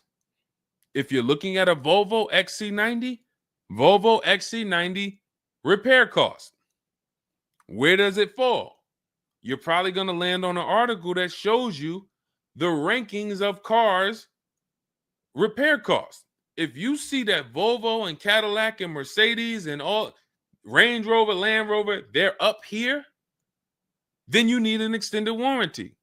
Because when one thing breaks, if you got a $3,500 warranty, it might pay for the whole warranty. One thing. But if you're looking at a car and it's very low, Mazda or Honda or Toyota or very low cost of repair, then maybe you save the $3,000 and you don't get an extended warranty. You just put that money to the side. So it's going to depend on the car. When I worked for Mercedes, if somebody was buying a Mercedes, I told them, go in there, finance department, buy as much warranty as you can afford. That was my words all the time. Buy as much warranty as you can afford. IDK, following your book to secure a lease. How do I get it without putting money down? We don't shop with money down. So you haven't gotten to that section yet. I'm glad you have the book, IDK, but there's no scenario when you're using our templates and scripts where we shop with money down. In step 3 of the book, which is deal focused budgeting, I explain how down payments come in and I explain the risk of down payments. But when we're in step 5, which is reaching out to dealers where we're getting our offers, there's no down payment that ever comes into the conversation. All of our lease offers are with first month's payment due at signing. That's not a down payment because it's just like when you rent an apartment, you pay your rent at the beginning of the month. When you lease your car, you pay the payment at the beginning of the month. And that's it. That's not a down payment. That's your first month's payment. But no, all you do is just follow the book. There's no again, and stay on the steps. Here's what I want to drive home when it comes to this book. And I see we had somebody, Linda March, on Instagram. I see you. Grab Linda March's question, please, on Instagram, Dolan. Do not read this like this is some seminar. There's 2 types of people who use the Cars from Home stuff. All of our stuff is made to be like you having a conversation with me. If you jumped on the phone with me and you said, Deshone, this is what I want. What's my first step? I would give it to you and then you go do it. I wouldn't say to you, okay, Linda, you're going to do this. And then once you do that, go and do this. And then once you do that, go and do this and then do that. And then by the time you finish this, you'll see this on this website, and then you'll be ready to pick up your car then. How would that go for you? Carrie Ann, Gifted Hands Cash, good to see you on Facebook. Well, how would that go for you? You would be like overwhelmed, confused, messing up. That's the way it is when you get my digital book, Cars from Home, and you read it straight through. What you're seeing all the steps. The last step 7 is delivery or pickup, and I'm congratulating you. You did it. The step before that, we're going over paperwork in the finance department and extended warranties. You shouldn't be there because you should be going through step 1, checking it off. Deshone told me do this. Step 2, check it off. Step 3, and then once you get to step 7, which is delivery, check, just picked up my car.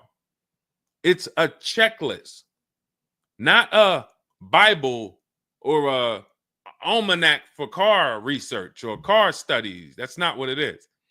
And so I want to let you know that so that you don't come in thinking you're about to learn a lot about cars. In fact, that's how it was when I first started. My first book was called 52 Car Buying Questions Smart People Don't Ask that cost them thousands. 52 car buying questions smart people don't ask that cost them thousands. That book's not for sale anymore, but if you Google it, it's highly rated. People loved it. People said, Deshone, I use this book, man. I learned so much and I got a good deal. Because I still was teaching you how to get to the multiple offers, but it was too much information. That was when I came and I started teaching and I said, I want to teach you everything I know. No, the way my book now is, Cars from Home, 7 Steps to Saving Time, Money, and Avoiding Dealerships, is to get you right from where you're at to your car. 90 minutes, 2 hours from home. Boom, boom. Little small exercises here, 10 minutes here, 5 minutes there. Boom. All right, I'm picking up my car. So that's why we have the success stories that we have, because of the fact that it's a focused step-by-step book. Okay? So you can get your copy in my TikTok bio, my Instagram bio, the YouTube comments, or the Facebook comments. It's 75% off. That's the welcome offer. It's normally $97, but you can get yours for $24 as long as you get to my bio and Instagram, TikTok, or the YouTube comments or the Facebook comments before that 2 hours expires. This is Brian, just got his first ever lease using the book. Thank you, Brian. 2025 Honda HRV, $30,000 car, $395 a month. That's a 1.2% ratio. No money down. Initial quotes from that dealer was $434, and he used the counter offer calculator and got it down to $395. So that's his best offer, not to be confused with his only offer. That's his best offer that went from $434 down to whatever he ended up paying to get it to 1.2%. So that is how you want to do it. Step by step, go grab your book. Make sure when you get your book, screenshot the thank you page, because my support team's email is on there. Sometimes you're typing fast, you misspell your email, but as soon as you actually pay the $24 and get your book, you'll see the book is on the thank you page. So you can click that link, open it, save it. Make sure you save that link, because every time I update the book, that link is your master link, and I also email you a copy.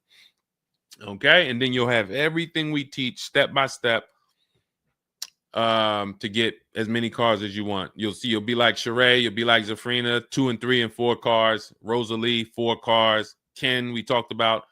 Trey, we talked about earlier, 3 cars.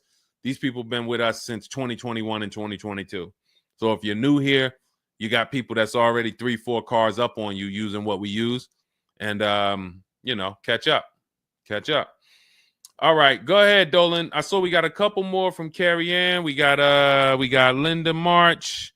Following your book to secure a lease, how do I get it? Oh, that's what we just answered. We already answered that one from IDK. I saw you grabbed it, but I answered it before you grabbed it.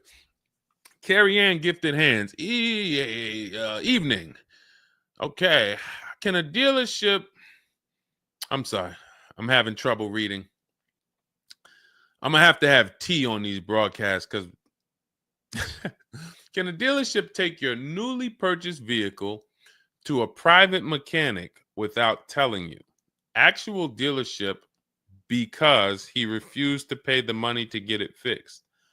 Can a dealership take your newly purchased car? So if they're taking it to a private mechanic, then it most likely does not have a manufacturer warranty, because if it had a manufacturer warranty, for example, Kia has a 10-year manufacturer warranty, bumper to bumper warranty. I think it's 10-year bumper to bumper. But when the manufacturer puts a warranty on a car, dealerships don't really want to take it anywhere, because the manufacturer is covering the cost. They're covering the cost of the parts. They're paying the dealership for the labor. So it sounds to me like you got a pre-owned car and it was newly purchased to you, but it doesn't have a warranty. So they may have offered you some form of warranty. Maybe they put something in writing, and whenever you buy a car, you should have something in writing on the buyer's order. This is why we have a whole step in my book for paperwork and protection. That's step 6, because you need to have certain things in writing before you actually take delivery or pick up. But it sounds like they probably had an in-house warranty, like, hey, if you come back, you got 30 days or 3,000 miles, or you got 90 days, and if anything goes wrong, just come on, bring it back. And now you brought it back because you had an issue, and they're looking and saying, well, our guys can't fix the issue, or we don't want to pay our guys to fix it. We're going to pay, this guy over here, and he's going to fix it. He can do that because there's nothing in writing that says he can't do that. And she said, correct. Ask me how I know. I swear, the reason why I invite you into my world, guys, is because everything that you think is complex is totally normal for us. That's a crazy situation for you. I can tell you exactly what's going on because I've seen this situation for the last 20 years. So when you're coming into our world, it's like, wow, this guy really knows. I see why he can kind of keep me calm, because this stuff is calm for me. That's where I want you. It's like being with somebody and you're going into a scary situation, but they've been here 200 times. Oh, it's dark back there. No, nothing ever comes from back there. When we get up here, you're going to hear some sounds in the bush, but that's just little raccoons and they're harmless. They actually like, oh, okay. You start to get more comfortable because the other person has been here a lot. So there's nothing in writing that says he can't do that. But if it is in writing that he needs to fix the issue, that's really all you care about. What's really in writing is you need to fix this. How you fix it and who you get to fix it, that's your internal business. If you want to take it and outsource it to another mechanic because your mechanic can't figure it out, that's fine.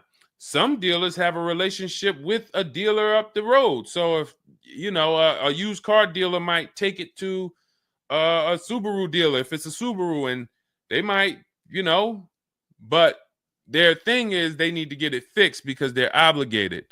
You said just purchased it, went back into the shop 2 weeks later, still did not have it back. Exactly. So they're going to try to do everything possible to get it fixed.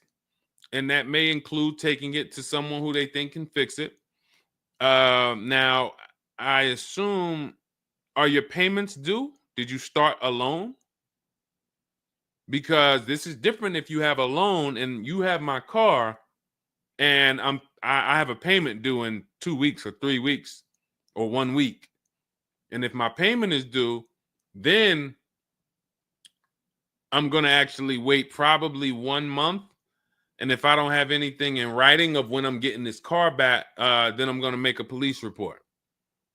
And because now I'm getting ready to either unravel this deal, you got to give me a car. I need to, and watch this. Why the police report? It's to document what's happening. First of all, people don't like to see police pull up to their, it's leased. It's a brand new car.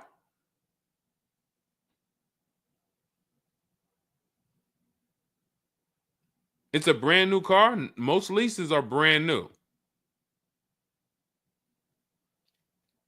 In which case, a private mechanic shouldn't be working on a brand new. No, it's used. That's another reason we don't lease used cars. That's uncommon. See, that's what I was saying. Leasing used cars is very uncommon. No competition, warranty issues. This is why it's not a mainstream thing.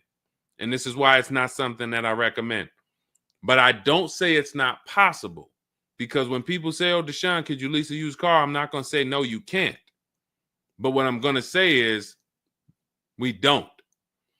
Now, you have is there a warranty in writing? Did they write something on, because now you pretty much have a payment on a car that's used. That what is the warranty?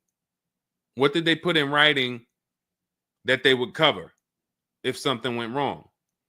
They had to put something in writing because they're covering it now. You know, or they have to feel some form of obligation. You paid 2 payments, but what warranty did they give you?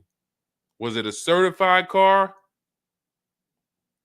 Because that would give you a year warranty from the manufacturer. But again, I don't think you have a manufacturer warranty.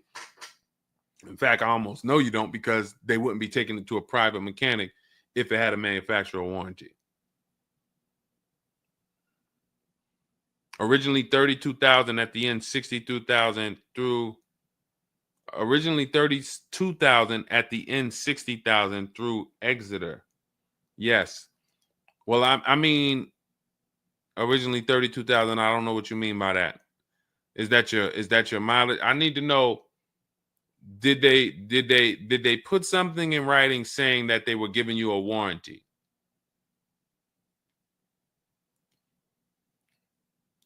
We'll try to work through this, because it's no different than if you bought a car from them. There's a bank involved, but it's a used car. It's no warranty, and they're pretty much holding on to it and trying to fix it. And if they can't fix it, we need to know, are they obligated to fix it or not? If there's nothing in writing saying, hey, you have this time where you can bring it back and we'll fix it, then that's gonna be that's gonna be hell for you. So we really don't want that. So, but I can't tell you how to approach this without knowing what is in writing.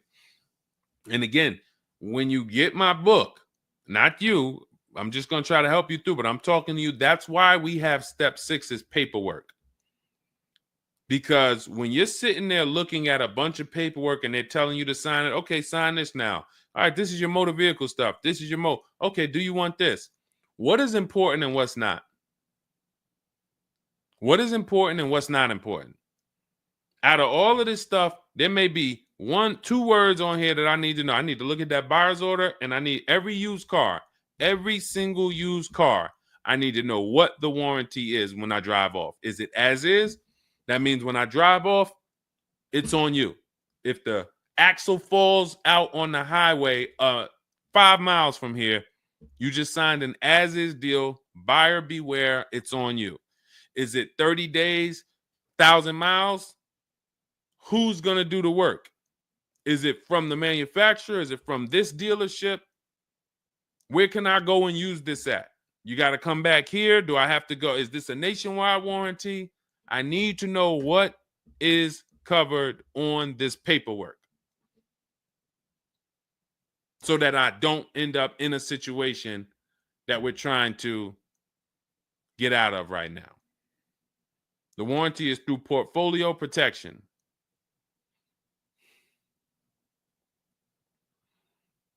So it's a warranty. May not be a good one, but it's a warranty. So if there's a warranty, that means they're obligated to fix it. And if they're taking too long to fix it,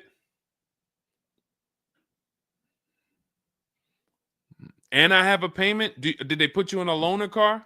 Are you driving now? What are you driving now? If I bought a car with a warranty and then it had problems, I dropped it back off to the dealership and they had it for 2 weeks, and I have payments I'm still making on it, I just got it and it's in the shop, I'm not going to let that car stay in the shop more than 30 days with no car. I'm in a loaner. Okay, so you got to just chill out. You got to just chill out. Hopefully the loaner is as nice as the car you got. And if the car and if that's the case, then you just chill out. It's not a mainstream program you're in. It's like a black market program. That's the best way I could describe it. These companies that lease used cars, it's a black market kind of behind. It's not a mainstream thing. That's why all of these companies are small or like very little known name companies. They could go out of business. Nobody knew. Who the heck were they? Nobody knew. portfolio such and such went out of business. I never even heard of them. Who are they? Because they operate in the black market back there. So the general manager refused to pay the $4,300 for the corrosion on an important part. Again, what's your payment on the car? I just want to, I think this is a valuable lesson. They've had my van since from June 19th. Oh, they've had the van for that long? And you've been in the loaner?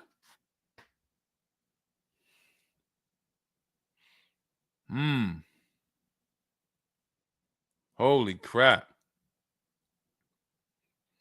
All right, what do I do from you? What's your payment on the car?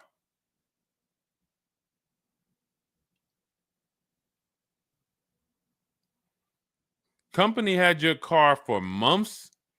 You leased it, dropped it off because it was having problems. They've had it for months and can't fix it. And you're paying $775 a month. What kind of vehicle is this? What kind of vehicle is this that we're paying $775 a month for?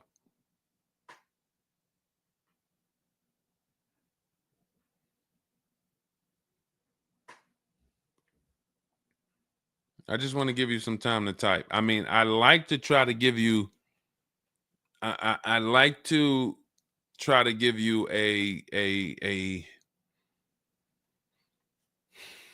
like, what would I do in this situation? And then you have to realize that you can never put yourself in this situation again. Pacifica, a Chrysler Pacifica. It's just getting worse and worse. $775. Do you know what you could be driving for $775? See, the used car leases. Why the used car leases? They don't even make financial. It's not even like a huge financial win. If you'd have told me I'm driving a Chrysler Pacifica and it's $300 a month, $250 a month, then I'd said, okay, well, maybe they're giving you a stupid deal. But I could show you 5 cars for $775 a month that are $80,000 and $90,000 cars, brand new cars. I'm sorry, for $775 a month, I can show you $775, $60,000 cars, $55,000 to $65,000 cars, no money down. I also traded in a Buick and they gave me $2,000 for that. Listen, dear. All right. They want to keep you in the car. God, how can you get out of this car? Oh man. And just so you know, some situations you can't get out of. So it's not like there's always a way out. There are some situations. That's why the reason why I want you to have my book, 7 Steps, Cars from Home, 5-star rated, Google it. The reason why is because you're not going to, once you sign that paperwork, it's not as easy as you've been taught to just get out of it. If it's a bad deal, if it's an overpayment, you go switch your car. It doesn't mean you got out of that deal. You just got out of that car.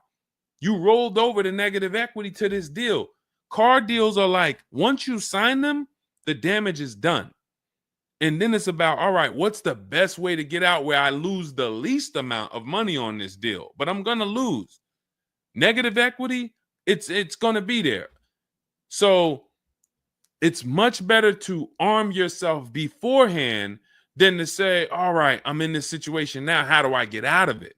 Because some situations can't be gotten out of. People used to walk into the dealership, they got 15,000 of negative equity. Oh man, you can't get me in nothing. Can't get you in nothing. Well, when I put you at this car, you see this car, you like it, right? Yeah, man, I like that. All right, I got you the $450 a month on that car. That's a good payment. Absolutely, man. Come on, I'll take that right now. Okay, now let's bring your $14,000 of negative equity over. Yet $450 a month. That goes up to now $700 a month. Oh man, shoot, man. Yeah, nah, that I can't even afford that. But hey, here's the bad part. Even if you could afford it, the bank's not going to approve it. So it doesn't matter if you could afford it because the bank's not going to approve it. So you cannot get out of that car. So that's why you arm yourself now. That's why I'm telling you, before you need a car, before you go sign the paperwork, make sure that you are armed with the right information. So now, if in this particular case, and you have a cosigner, you put a cosigner on here, told us to wait 6 months, and then we can switch owner names and info. Every time I think this can't get worse, you make another comment, and it just gets worse and worse. They called me in yesterday to pick it up, and the same problems were present.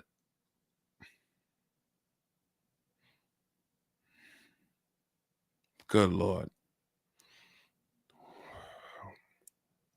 I'm almost stumped. Okay. All right. You need to find out how many miles are on this car? How many miles are on this car? This is not a good situation. So that's why it's harder. And what I'm about to tell you, it might not even work. You may just be stuck in it. I'm trying to see if we can slice it any way possible to give you some form of solution. But if they keep giving you the car back, same issues, 60,000 miles on the car. Okay, so what I would do is I'm gonna call and get the payoff. It's gonna be low. I mean, it's gonna be high. Call and get the payoff because your payment $775. I'm trying to see if you can sell your way out of it. Can you do a lemon law on a used car?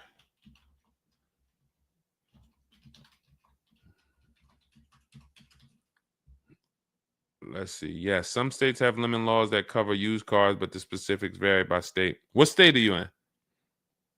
If they can't fix the same issue, but it's an aftermarket warranty.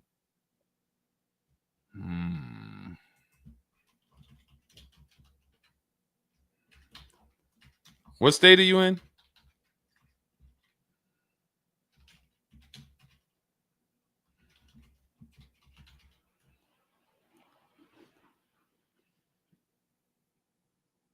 Maryland.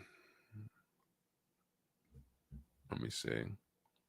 On a used car, Maryland.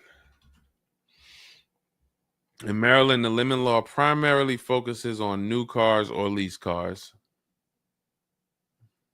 Nope, that's not going to work.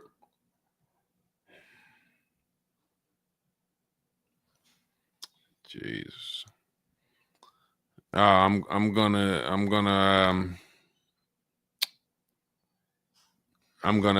be real with you. You could shoot me an email. I don't know if you can get out of this. You know, a contract is binding. You signed a contract. And let me tell you this.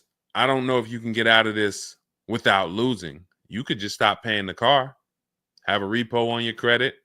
A lot of people will do that. I'm going to drop this car off, take your car back, voluntary repo, credits tore up. Not a good solution. It's going to cripple you from moving forward with cars. It's going to make it hard for you to get your next car. And then when you get a car, it's going to make that deal is going to be bad. How long is the lease? So this is just for those of you who are just joining us. We have this young lady got she leased a used car. Don't do this. And again, I'd like you to email me. Maybe I'll think of something that will come up as a solution. But you know, I trust you're gonna learn from this.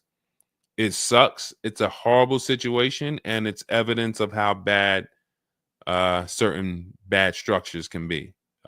Because and again, I know some of you who've joined me for a long time, you may be used to, well, Deshone has a solution for everything. Not everything. There's times where you are too buried, and the only thing that will heal the wounds is time. That's the only thing. The deal is done. You have to pay down the deal. And then in a year, 2 years, you might be able you might be able to make a move, but you have to suck it up, bite the bullet, and we might be able to lean on them to get the car fixed. 78 payments. How? You said you leased it. This is a loan then. This isn't a lease then. 78 payments. You're in an 80-month loan on a Chrysler Pacifica paying $775 a month. It's not a lease, that's a loan, and it's 8 years that it's 7 years. 7-year loan.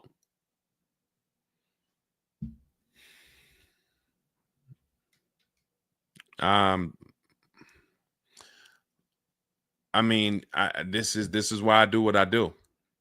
You know, like, I don't want you thinking, okay, maybe you don't sign, maybe you don't make a mistake that is this serious, but this is cars. When I'm breaking down these big numbers and I'm throwing out these big numbers, oh, this is a $4,000 mistake. Oh, if you don't do this, yep, you're looking at about $4,000 or $5,000 you're gonna leave on the table.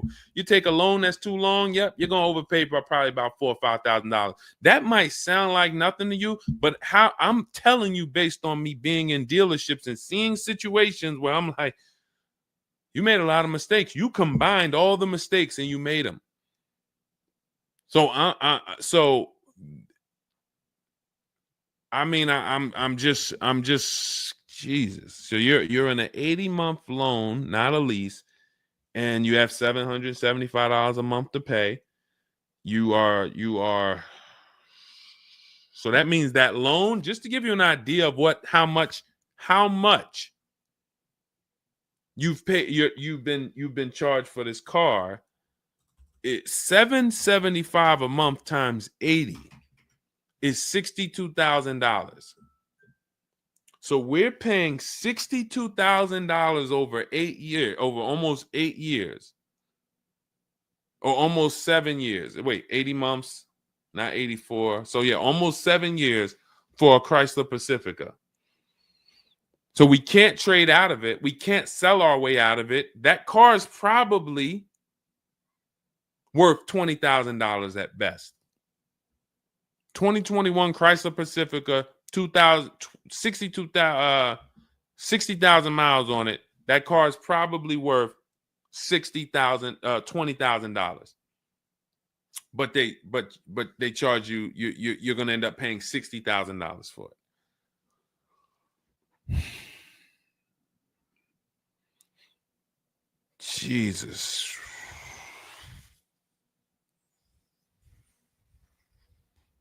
Most people will let the car go. Most people will let the car go. I don't. If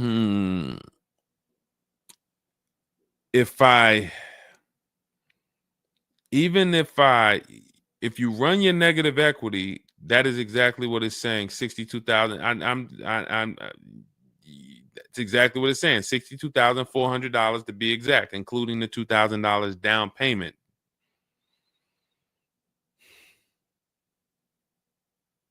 What's the name of this company that you did business with? My friend will not let that fly. That is one of the worst car transactions that I've ever seen anyone in. And your friend is on the deal with you as a co-signer. This is level 10 out of 10 bad. Rich Morton Mazda. Do you know what your credit score was roundabout when you made this deal? Rich Morton Mazda in Maryland. Everyone remember that name. Rich Morton Mazda in Maryland. Stay away from them. This is one of the worst deals I've ever seen. She is the main person they told me I could not sign the papers.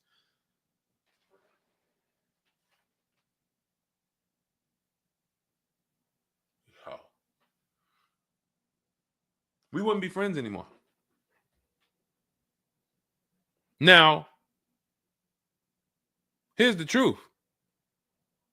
Nobody pulled the wool over anybody's eyes. We looked at these numbers. She didn't say to you, wait, these numbers look crazy. I'm not signing them. You're not getting this car. Both of you went in there and signed these deals. So let's I'm not even going to say she's the friend, but nobody's going to say, well, y'all tied me up and held a gun to my head and made me sign those numbers, and y'all didn't even read those numbers to me. So,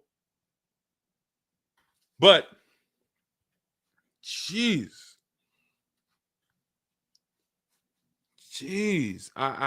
this, you're buried. You are buried in this car. The only way, and what's crazy is, even if you voluntarily let it go, you ruin your friend's credit. Because she's the one who signed for the car. Bad, bad, bad, bad, everything bad. I wish there was a silver lining that I could think of. What I would do is I would find, you need to find out how upside down you are. You need to go on CarMax, write down these 6 sites, write down these 6 websites. You need to go on CarMax, Driveway, Kelly's Blue Book, Cash Offer, Auto Nation, Carvana, Car Gurus, Cash Offer. And you need to see what that car is worth. Let's say they say the highest offer is $25,000. $25,000. The total of your payments is not what you owe. That's what you would have paid after 7 years. You need to call the bank and you need to get the payoff. That is what you do tomorrow morning. You go on those websites tonight or today. You find out what this Chrysler Pacifica is worth. And then you call the bank tomorrow or the next or whenever, and you get the payoff. And you need to know what that gap is. If that gap is $25,000, then I am trying to get out of that car, and it might not be this year. It might not be this year, but I need to right now. I would go into an electric car lease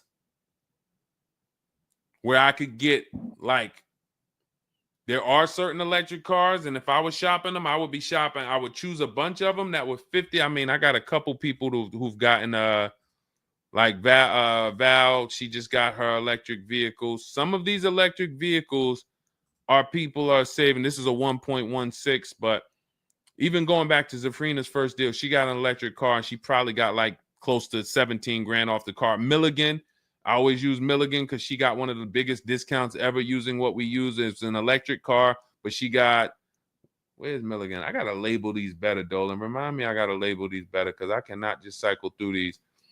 Sean got 20 grand off.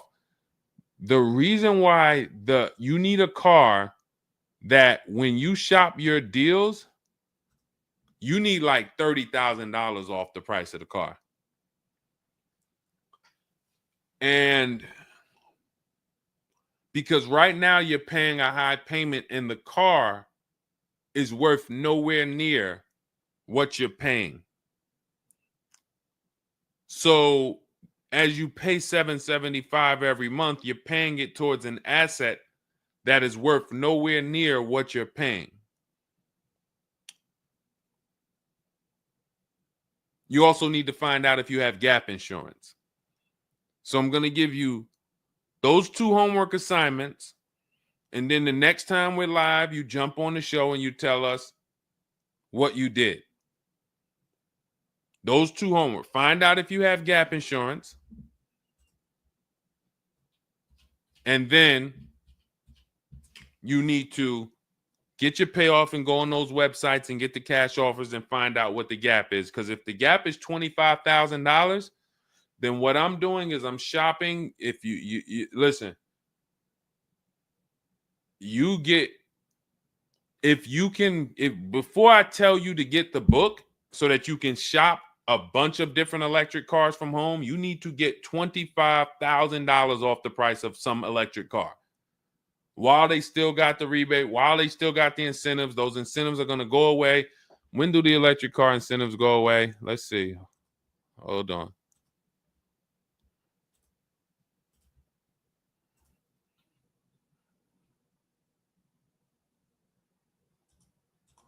Hold on.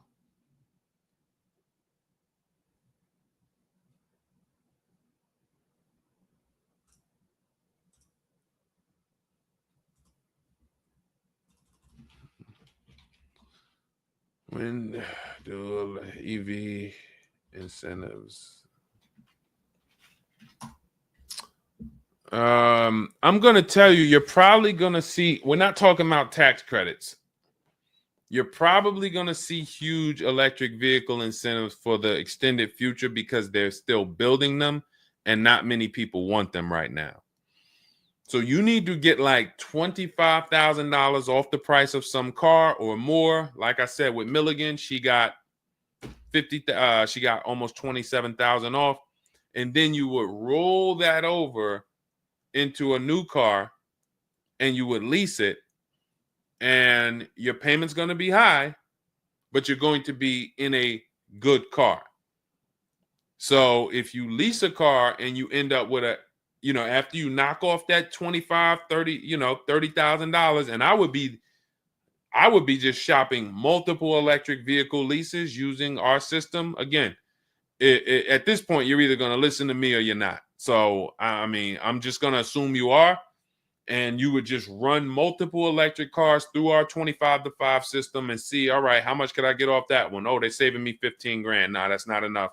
All right, let me go pick this Kia SUV. All right, how much can I get off that? Oh, 17 grand. Nope, nah, that's not enough. Oh, let me pick this one. Oh, they're giving me 22 off. All right, that's better.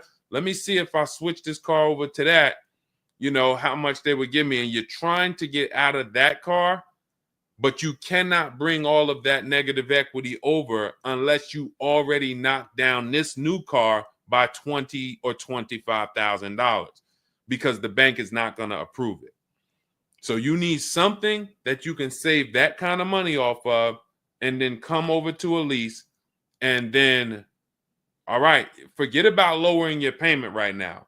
You could lower your payment right now. You need to get out of that car into a better car for the same payment or similar payment. You're not lowering your payment. Only way you're going to lower your payment is to get rid of the car, ruin your friend's credit.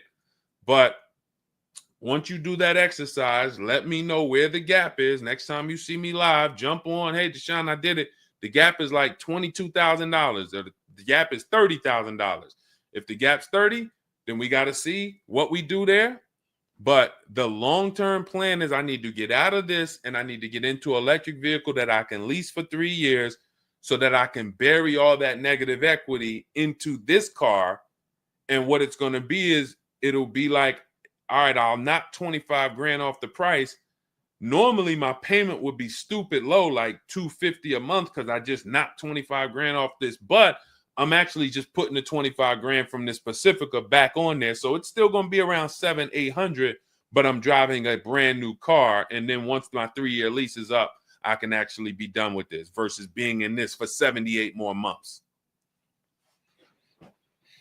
All right. So next time I'm live, jump on and, tell me you did the homework and we can see if we can actually, try to get you to some form or fashion of some type of end. Yeah, I'm not a fan of the electric car. Can't help you. Can't help you. I appreciate you being on here, but you should have not been a fan of this. How are we in a 2020? This is the part where we have to realize you have your friend tied to this car. And I'm telling you what you may be able to do to get her out of this situation and get out of this Chrysler Pacifica. That is a car that is worth $20,000 that you have a loan on of $55,000+. And you're like, I don't like this electric car. I'm not a fan of it. I'm telling you, there's tons of them out there. We should not even have our friend on this deal. So be a quality friend. Don't be like the people who will come into the dealership, put their friend on a credit, on the credit. Hey, can you sign for me? I had one girl that would come in and she had her mom on one car, burned her mom, and they had somebody else from the church coming in here to sign for her to get another car because she burned her mother's credit. Didn't care about nobody. Do not be that person. You have someone tied. Your friend was nice enough to be on this horrible, terrible deal with you.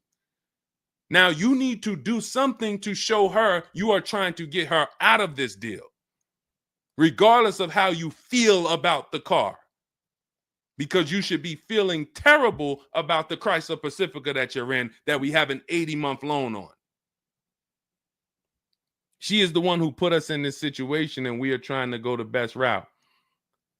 So how are you in the deal? Does the lease go from the day you got it to the anniversary date? It goes usually 3 years. How are you in the deal? When you're saying your friend is the one that put you in the situation,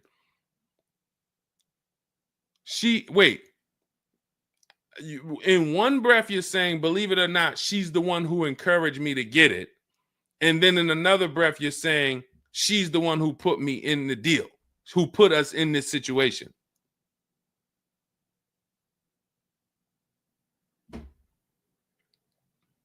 I don't care who put you in the situation. It's a horrible situation.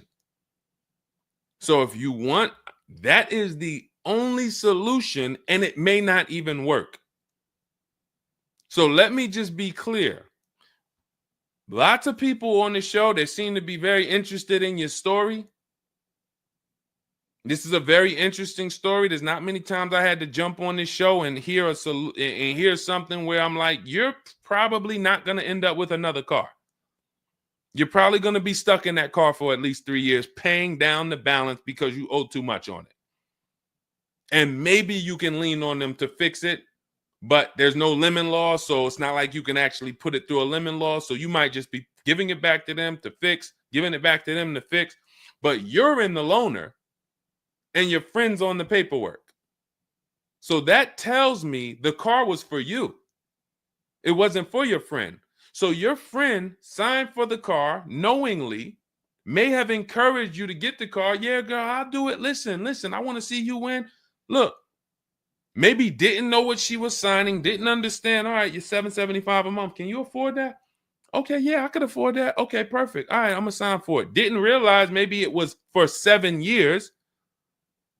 and didn't realize that, oh, shoot, you're going to be paying 60 grand for this car, and didn't know, oh, this car is going to be in the shop, but it's your car because you're the one in the loaner. It's not her car. She's not in a loaner. So there's only one potential solution where you could even think about getting out of this car, because no one can get you out of a car that you're $30,000 buried in. There's no bank. You could have a 900 credit score, never missed a payment in your life. No bank is going to approve taking $30,000 from this Chrysler and putting it onto whatever new car you decide you want. You need to get a huge discount off of some car. There's no car that's going to give you $30,000 off or $25,000 off except an electric vehicle. So if I'm telling you something that may not even work, but it's your only route, that's all you got. You want to come up with something else, repo the car, ruin your friend's credit, I got nothing to do with that. My only job is to try to provide and advise a solution to when people tell me, this is my situation, this is my goal.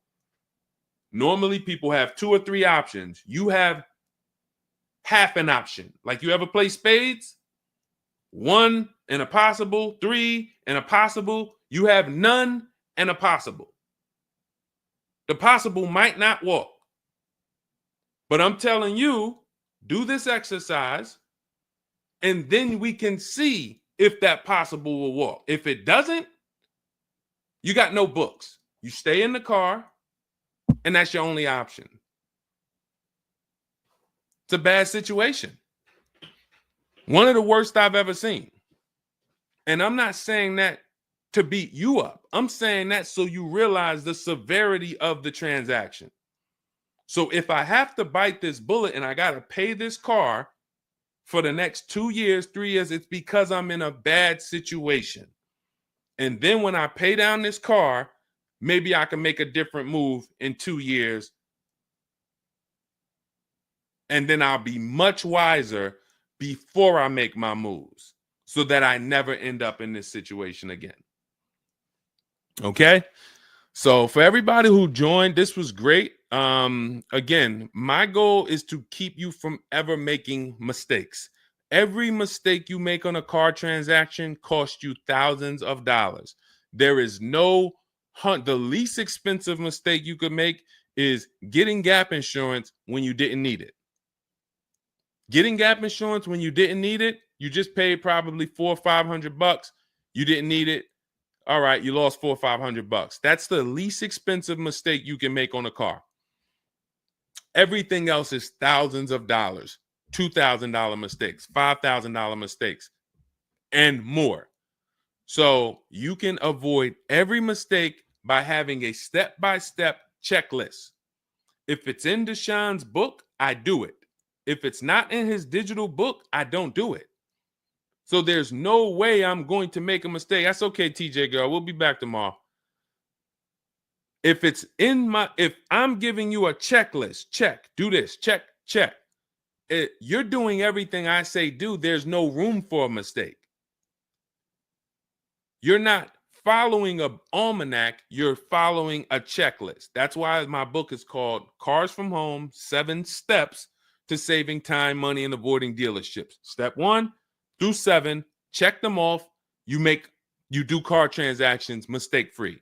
You don't miss any money with your financing. You don't buy bad cars. You don't do anything that you're like, oh, was this good? No, it's a checklist. So normally it's $97. It's a digital book. So you can have it in your inbox in about 5 minutes, and you'll get it for 75% off as part of our welcome offer in my TikTok bio, Instagram bio, Facebook comments, or the YouTube comments. There's a link there. Just get there before that 2-hour countdown expires. Once it expires, it goes back up to $97, which is still worth every penny. You spend $700 on a home inspection. Why do you spend $700 on a home inspection when you might not even buy the home? Inspector might come back and say to you, you know what? Hey, listen, I got the report for you. Just so you know, that roof needs replacing. Those boards, the electrical system in the back, there's a lot of stuff that's not up to code. And then in the basement, you got some water coming in through the foundation there. Listen, house needs a lot of work. Here you go, $700. You and your family might not buy that house. Do you say to yourself, man, I wasted that $700, man, we could have kept our $700? No. You say to yourself, man, I'm glad we got that home inspection, man. We would have been in trouble. So this is how we approach cars. This is how people who I show you throughout the stream approach cars when they're working with cars from home. They're like, I want to make sure that if I can spend $24 and get Deshone's book, and that is my form of a home inspection, that's me guaranteeing I don't make a bad move, then I'm going to go spend that. And if I miss the $24 price and it's $97, then I'm going to go spend that to make sure I don't go out here and make a $5,000 bad decision. That's what we hold ourselves to.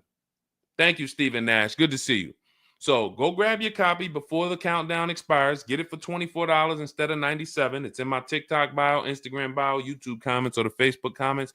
And then use that step-by-step. New cars. Everything is in there for you to shop empowered, mistake-free, for you to be the prize.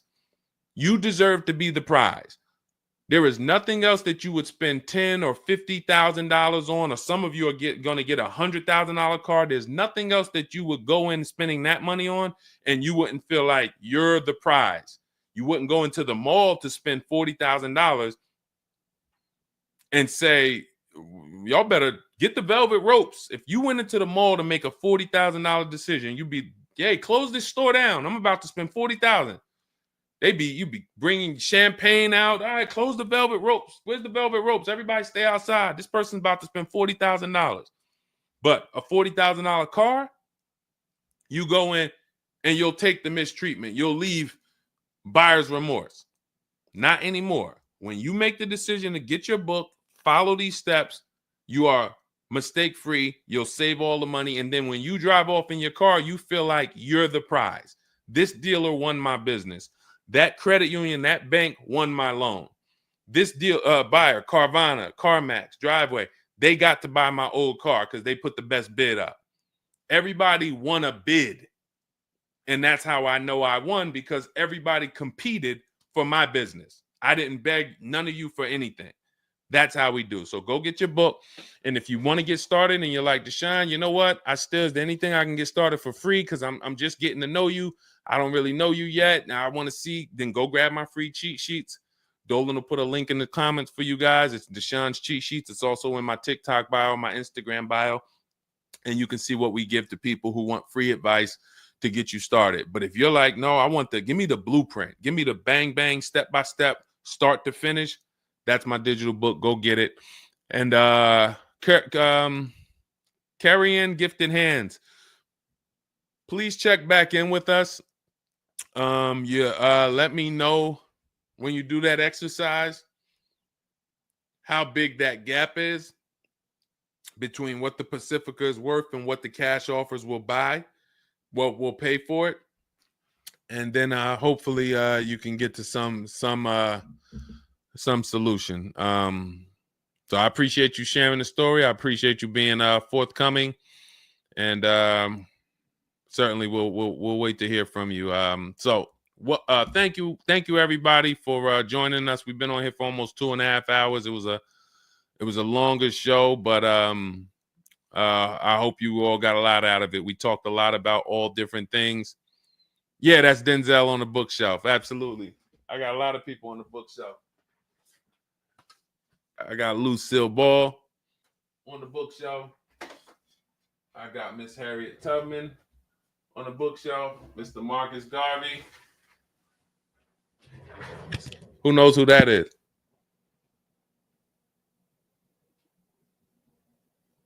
That's the great one.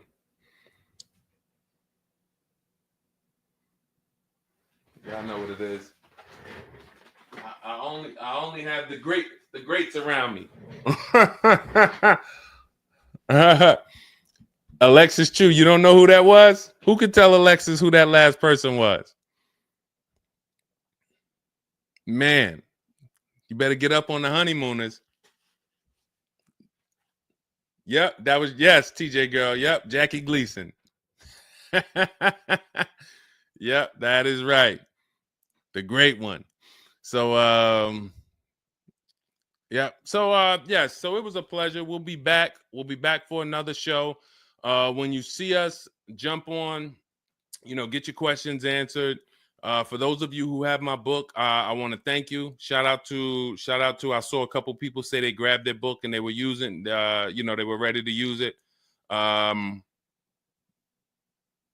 would get the paperwork through email, never received it. I need your help. I bought 2 brand new cars. I was told I would get the paperwork by email, never received it. So call the dealership.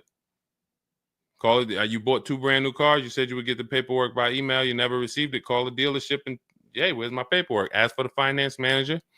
Where's my paperwork? That's what you do. All right. So all right, I'll let everybody go. I'm tired. I can't even get myself together. This is, I'm gonna jump off and we'll be back. We'll be back for another show. Make sure you get your book in my TikTok bio, Instagram bio, the comments, or the Facebook comments or the YouTube comments, and I'll see y'all on another show. All right. God bless you.